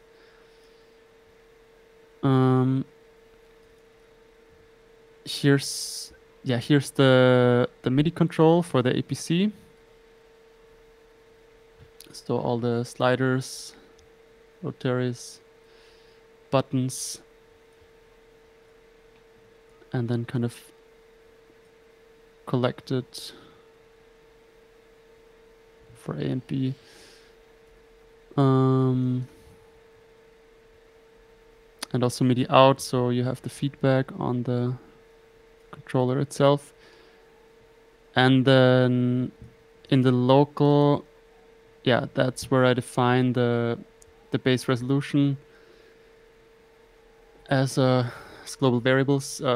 Used to play this in Full HD. For some shows I did 4K, but mostly Full HD was enough. So So everything's 1080p based. And then the last block was the audio reactive Sending it part as with some. you can send it all over the place, I guess. Yeah, but this is mostly for like analyzing incoming audio streams Mhm. and then having some like basic like filtering of the Mhm. frequencies and global RMS for like audio reactive stuff. Oh yeah. And that's pretty much it. So Super nice, dude. Super nice. Thank you so much for it's like simple but effective. showing us. Yeah. Well, simple and effective is kind of like the the keywords that you want to have when it comes to designing a show. You know, Exactly. you know, that's definitely the keywords. And it's nice to have this kind of like custom UI where you don't have where it's simple enough that you can develop it and use it. You don't have to like call somebody to help you do it. Excuse me, but it has enough features that it makes it like an actual proper thing. Have you heard of Yeah, totally. Have you heard of AAVJ, Jack Hurley's patch? Yeah. Oh no, I It's- haven't seen that one. Oh, you'd love it. I'll send it to you after. It's Maybe I've seen it actually. Maybe I've seen it. It's like a Resolume clone inside TouchDesigner, so you can kind of add I think I saw that. your toxes onto like a grid, and it has like lots of kind of similarities to Resolume and lots of optimization stuff. I mean, you obviously don't need it because Nice. you have this, but it's a super nice tool that's available for people if they're interested. Because I Nice. think that making a show content-wise is super important, but having a way to control it that's easy and simple for you is extremely important. Yeah, it's key. It's key. Yeah, it's definitely key. Awesome. Well, thank you so much. Is there anything else you want to show us before we jump to the next part? I think that's good for now. I mean, the cool thing about the patch is that it's very flexible, and right now I'm actually rebuilding it because I'm doing a show for like this kind of LED matrix, and I'm actually using the exact same patch, just with just to control this 3D matrix. So Are very you using versatile. the dragon? What is it called? Not the dragon. The LED pulse. No, we're actually using the SGM ball, so these kind of Okay. strings that you can attach to each Yeah. other. They're these like they're actually quite big. They're not the small pixels, but like actual kind of little bulbs. So I'm curious Okay, on how it will play out, but you can work in a larger scale. So Nice. it's gonna be cool. Cool. And it was really boggling to work out the mapping in TouchDesigner, Yeah, I'm sure. because I'm just used to like pixel mapping, and working in like Chop World was Yeah. just too confusing. Yeah. So especially with like the ArtNet, I have this one matrix to test, in the studio from AO ShowLED, which is Mhm. kind of this 10 by 10 grid and 51 pixels long. But because it's 10 by 10 and the ArtNet controller has like 8 outputs, the last two Mhm. rows Are doubled. are like, they're not doubled, but they're always like attached to the first 4 rows. Uh-huh. So it's like super I don't know tricky. how It's not just. I don't know how far along you are with it, but if you have the ability, you should check out LED Pulse. They have Mhm. it's also like volumetric Oh, yeah, I know. LEDs, and they Yeah, have an amazing exactly. product, and they have built-in TouchDesigner patches and everything. So don't know Yeah. where you're at with it, but Nice. just in general, if you're at a position where you can switch over, I would recommend it. Oh no. This was just for testing it out in the studio, but Mm. yeah, I've seen their stuff. It's amazing. I definitely want to check it out in the future. Yeah. But in the end, I ended up doing it pixel based anyway, so I just converted all the data Nice. into a pixel grid in the end, and then I can Nice. perfectly map it in That's awesome. in. It's like a 3D Resolute. texture. Yeah, Or I not mean, I can show you if you want. yeah, for sure. Love to see. So yeah, at the beginning it was like kind of complex to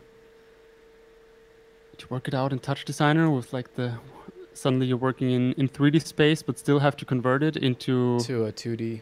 back into 2D Yeah. plane. But in the end, it's just all the individual planes basically lined up in a row, like next to each other.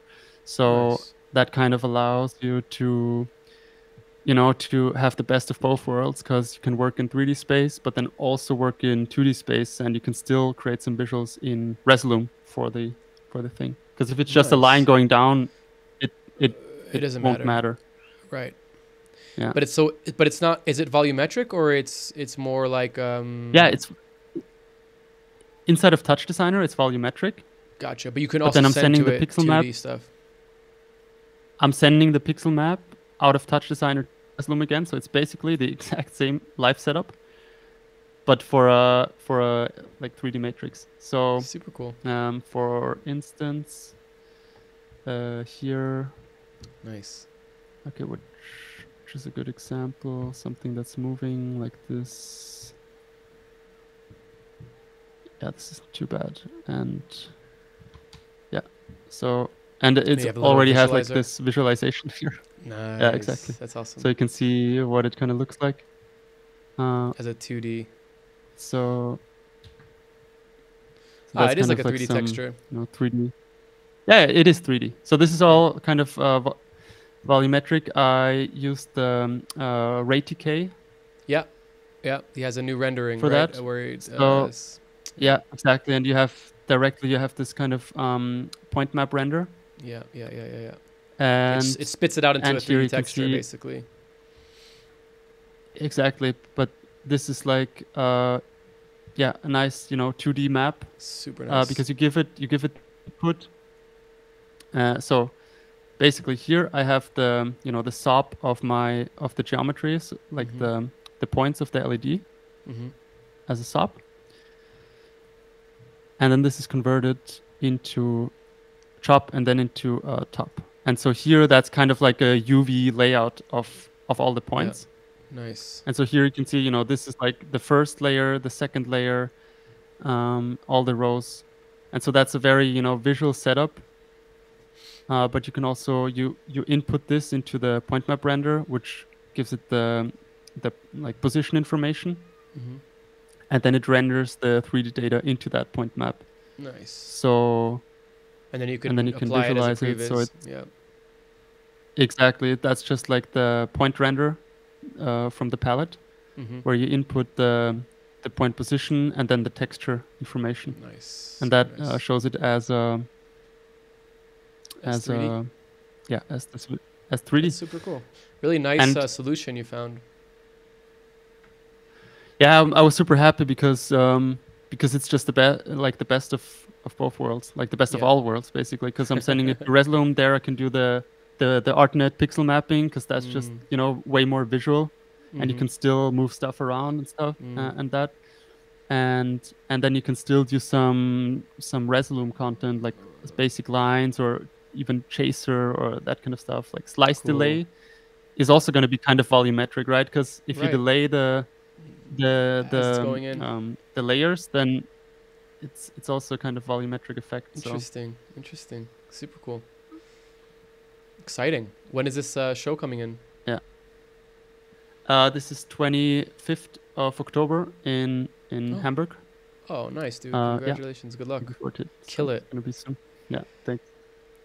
Thanks. No, it's gonna be interesting to do an entire show, just because we have no like LED screen, only this Just the matrix. volumetric. Wow. So- Yeah, and then lights and it's gonna. But it's instead of the DJ set, it's gonna be a live show with the band.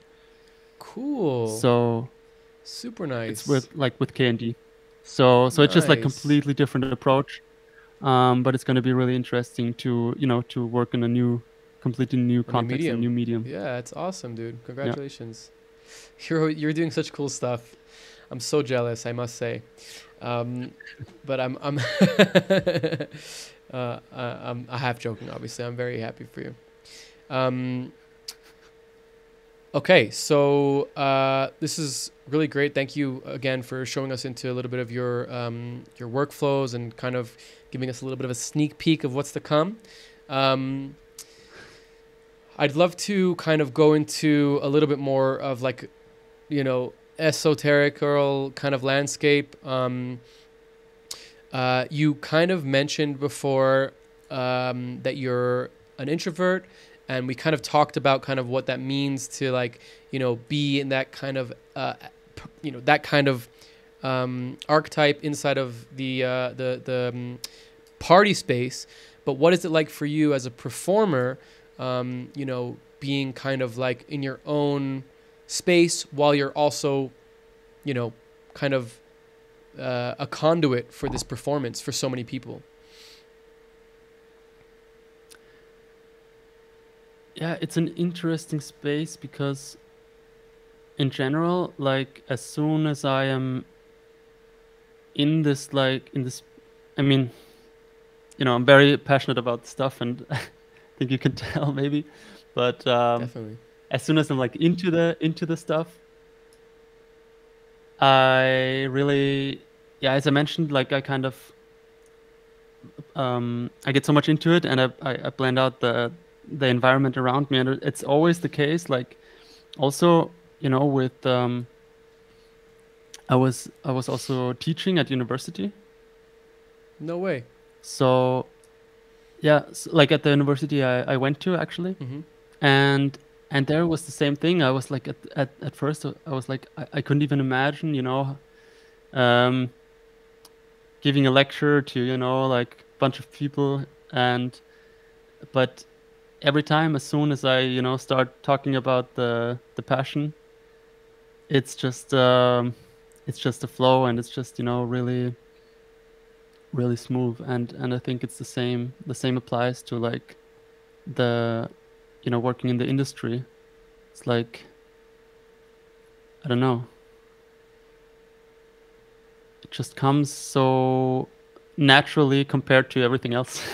Interesting. Yeah, it's like you're introverted up until you have to work on the things that you're really good at, or like the things that you're super comfortable with. I get that. Yeah, that feeling. she's just like so passionate about. Yeah. Yeah. So like normal conversations are hard, but talking about visuals is easy. talking about pixel maps is like no, but it's always like what do you call, like a feedback process. You know, you also get confident over time, and then you get confident, like, I kind of got confident about my work first, and then also as like a person, I think. It's so cool. Which is I love that. Weird approach. No, it's not. I think it's I think, you know, it makes sense, you know, in terms of, like, especially the work that you do. You know, we're not, our egos are very, very rarely inflated because we're not on the billboard, we're not in front of the crowd, but at the same time, our knowledge or our skill or our experience is getting the same trajectory as anybody else involved in the production. So it's kind of like you're getting really good at what you're doing, and you're getting confident in what you're doing, but you're not being inflated, you know. At least maybe you are by, like, the people close to you, but you're not being inflated by, like, the general public, let's say. So I think that there's something to that, you know, that keeps you humble, you know, even if you're like at the highest level of your craft and doing amazing things, you still kind of have this little bit of, like, humility of, like, well, I'm just a guy and I'm doing what I love, instead of like, oh, I'm this famous guy that my name's everywhere, you know. That I think that a lot of performers and DJs don't really get that. They don't really. I think, you know, it's interesting if you think about like Daft Punk or like what's his name, Mouse, Dead Mouse, you know, or like Marshmello. These guys that have the helmets, you know, they're like. I think that a lot of the reason for that is so that they don't get that crazy ego boost of, like, you know, this kind of thing. You know, I'm sure that there's a lot of gray zone in what I'm saying right now, but I think that there's something to that. No, you know, for where sure. you can kind of keep your anonymity a little bit. yeah, it makes sense as well, right? I mean, It's like a pen name it's for a writer. yeah, yeah, exactly. No, and it's also, yeah, it's interesting, this, you know, all this, especially with DJs, all this movement is in this direction of like the superstar, you know, being like the center of attention, obviously, but also like raised on this like Platform. on the stage, you know, high up, and it's platforms and everything, like all the focus of the event is like focused all to a single point. You know, it wasn't always like that. I mean, it's still not like that everywhere, but for these, you know, for these big type of shows, it's you know, it's interesting that this is kind of the standard. Sort of like, well, I think it kind of it's a clone of like pop music, you know, of like a Superstar, and pop music is a clone of like Hollywood darlings, you know. So I think it's kind of like, maybe that's even a clone of like you know, some Roman Empire-esque you know, emperor or something. But that's the thing, like if you think about it, if that's the origin, then it's a bit weird, no? It's a totally it's totally weird. But I think that most people don't think about those kind of things, and they're, you know, the mainstream people are not thinking of like, what is the mental gymnastic, or what is the indoctrination or manipulation that's happening to me right now, you know, because it's a very hierarchical order. Totally. And when you put somebody on a pedestal, they don't have to have good art. They're just now God, right? They don't have to be like, the thing that they're doing doesn't have to be good. Your brain is like, oh, that's good, because they're the focus of attention. You know, that's kind of like pop music in a general sense. Not every pop star, some of them are very talented, but a lot of times there's just a figurehead. Yeah, but I think it's also hard because also for the artist, I mean, because it's standard and you really can't deviate from it, but you have so little interaction with the crowd. Like the things that you can do is like, you know, super raise limited. your hand, left, right, blah, blah. Yeah.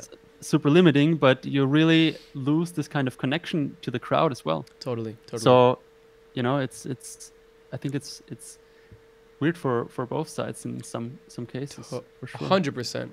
Well, it just, you know, it goes to show you what the, and again, no shade to anybody, but it goes to show you the importance of some people, like the preference of some, you know, whether it's a record label or whether it's, you know, some, I don't know, evil corporation that's sponsoring some artist or something. You know, they have, there's an agenda sometimes, unfortunately. Okay, so, and we also spoke a little bit about like, you know, you being a very calm and collected person and kind of going into your shows. Is there anything that you do now that you've already been on stage many times in front of lots of people, and you kind of are sometimes in this kind of like weekly event space? Are there any things that you do to kind of collect yourself before a show to help with your nerves? You know, is there any practices or mantras or, you know, techniques that you do to help with nerves? I mean, to be honest, I don't really have an issue with it. Nice. In general, like I'm just super calm, like pretty much always. I was definitely, I just try to keep, like in all the fuzz, just try to keep like a healthy routine in general. That's good. Which is not easy, you know, with touring and all that stuff. But I really, you know, when I'm home, I have like a very regular routine with like working out and that sort of stuff. And regular sleep schedule, etc. But for traveling, it's always super tricky. So for me, it's like less of a mental challenge, but more of a physical challenge, to be honest. Interesting. Which of course is connected, yeah. Connected, but it's more about finding like, you know, enough sleep, good diet, But the staying calm is not really like the issue for me. So I also didn't spend much effort in like improving that.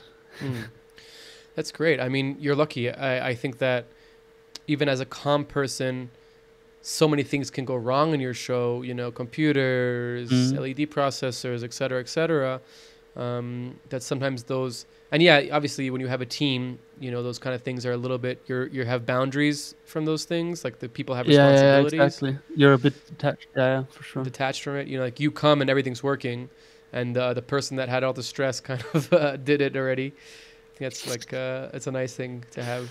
Yeah. No, for sure. But also, you know, it's I'm very pragmatic, like in the sense that when something goes wrong, you just try to find the, you know, like instead of wasting your energy on, I don't know, like yelling at someone or whatever, just like try to find the quickest solution as good as possible. And everyone, I mean, everyone is always doing their best, at least. Like I always have a very high trust in people in general, which is also sometimes like might be, you know, naive, but so far in life, I've always, you know, always got along with it quite well, and it's always proven itself. What you put out is what you get. So, you know, if you put out trust, you're gonna get people that are trustworthy. Yeah, for sure. That's kind of how things work. So this is kind of a weird question, but I find it like, for me, it's fascinating. But I don't know how it's going to hit you, but I'm going to ask anyways. So, you know, you're a young guy in an industry that's, maybe your experience is a bit different, but the industry of live events in general is full of dinosaurs or OG people that are like, you know, I've done this 1,000 times. Like I've been on the road for 20 years. And there's a lot of times there's a mentality of, I know better and you're new, you're a newbie, you're coming on. Even if you're in a position of like a VJ where you are kind of like a leader in the thing and you are kind of like, you know, the director of the position, there is still this mentality. Has this ever kind of touched you? Have you ever had to deal with this kind of situation? You know, what was it like, just as the Afterlife, what was it like coming into this kind of like already well-polished environment as the new guy? You know, did you have to prove yourself? Was there any kind of like learning curves to have to get through? I mean, with Afterlife, the team in general is very young. So... But it's also like a mix, and especially there, I really don't have this. There's never this thing of like somebody being like that. I'm just thinking in general. If I mean, of course, you come across those people, but for me, it's always just like every negative experience is more of like a learning process, and every contact or interaction with any person is always like also like you know, sorting, like, you know, after that you choose who you continue working with, and then you kind of it really was always, it felt so like natural, the progression in like working with the right people, and then the people you don't get along with, you don't get along with anyway, and you know, you don't have to work with them, or like I was lucky that I always could work with like the people that I enjoyed working with, and if not, then I, you know, didn't continue working with them. So, which didn't really, like, thinking back, it didn't really happen that often. So, you know, maybe it's luck, maybe it's maybe I'm just filtering it out so much. But you're just what do you think about manifestation and intention? Do you kind of like follow these things? Yeah, definitely.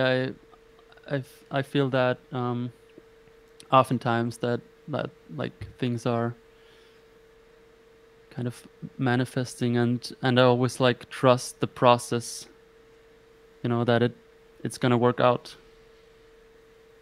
And yeah. Like even if this guy is an asshole, you're trusting in the position that you're in, that you doesn't bother you, it doesn't affect you, it doesn't phase you. You just kind of like you're doing your thing. Yeah. It doesn't affect me. I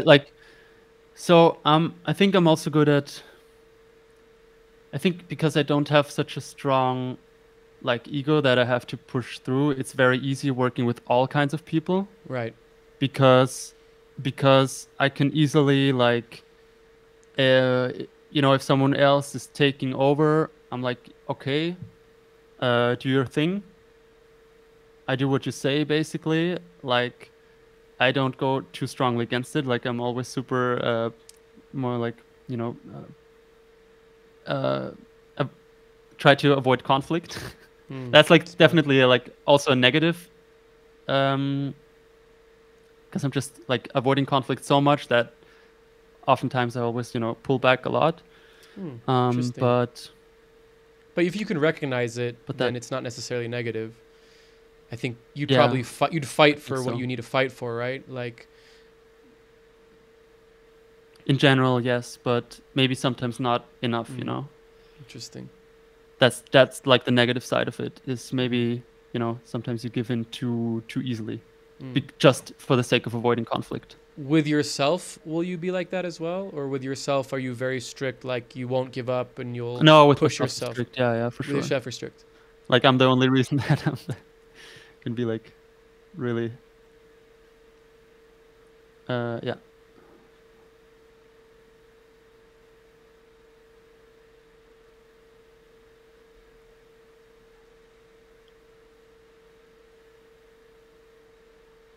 Yeah.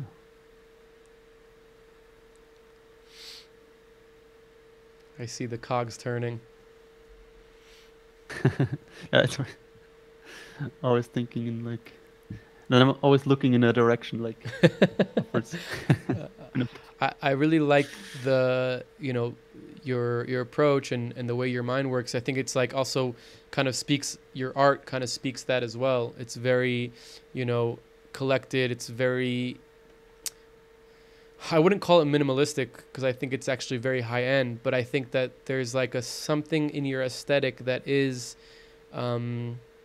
grounded, let's say grounded. Is this something that you have always been drawn towards? Is this something that you kind of like picked up over time? Excuse me. Where do you draw your inspiration from when it comes to your artwork? Yeah, thanks. No, I appreciate that. I think that's also well said. I think, like, especially when starting out, it was a lot about kind of finding clarity. Because it was like, I feel like a lot of things, especially in like teenage years, a lot of things are like overwhelming, and it's about kind of finding this, like, I don't know, there was something like very calming in this very defined visual aesthetics, and also like, I don't know, I was a little bit into like also sacred geometry. Yeah, super interesting to me, this kind of like finding the essence of something, like going to the very core, to the very basic, and kind of trying to articulate that. In terms of inspiration, I mean, it's a huge mix, of course. It's like everything that comes across, but like a lot of times, I mean, I say that a lot, is like my main inspiration in terms of working, not my main inspiration, but one of the ways I find inspiration is by the medium itself, and exploring the medium and exploring the tools that we use, and then just like also there kind of like finding its essence, kind of what we talked about before, and like what's its strength of a certain medium, but also what's kind of the essence, what is it like really, that defines it, kind of. And then always and then also playing with the errors and the mistakes that happen, you know, during the process. Learning, growing from it, and evolving from it. Yeah, no, but also, I mean, in terms of like the technical mistakes, like the errors, the glitches. Oh, okay. That's Embracing also something those that in some I draw a lot way? of embracing those. Yeah, yeah. Also, you know, like with AI, I think it's interesting to actually, you know, embrace the look instead of trying it not to look like AI. Go full into it and then kind of embracing the weirdness about it. I like that. I think one of those things that's like very interesting to me. Are you sure. Are you a platonic solid kind of guy? Yeah. Definitely. Yeah, nice. It's my go-to. I have like 50 folders of variations of platonic solids, you know, like just nice. Over the years, just like different versions of each one. And because it's like at the end of the day, they're the most basic shapes, right? So like you can only go so far, but then every time you go deeper into them, like, oh, I can do that with it. Oh, I can do that with it. And then it's like these basic shapes all of a sudden have like thousands of variations, you know. I love it. I love it. I love the platonic solids. It's crazy, yeah.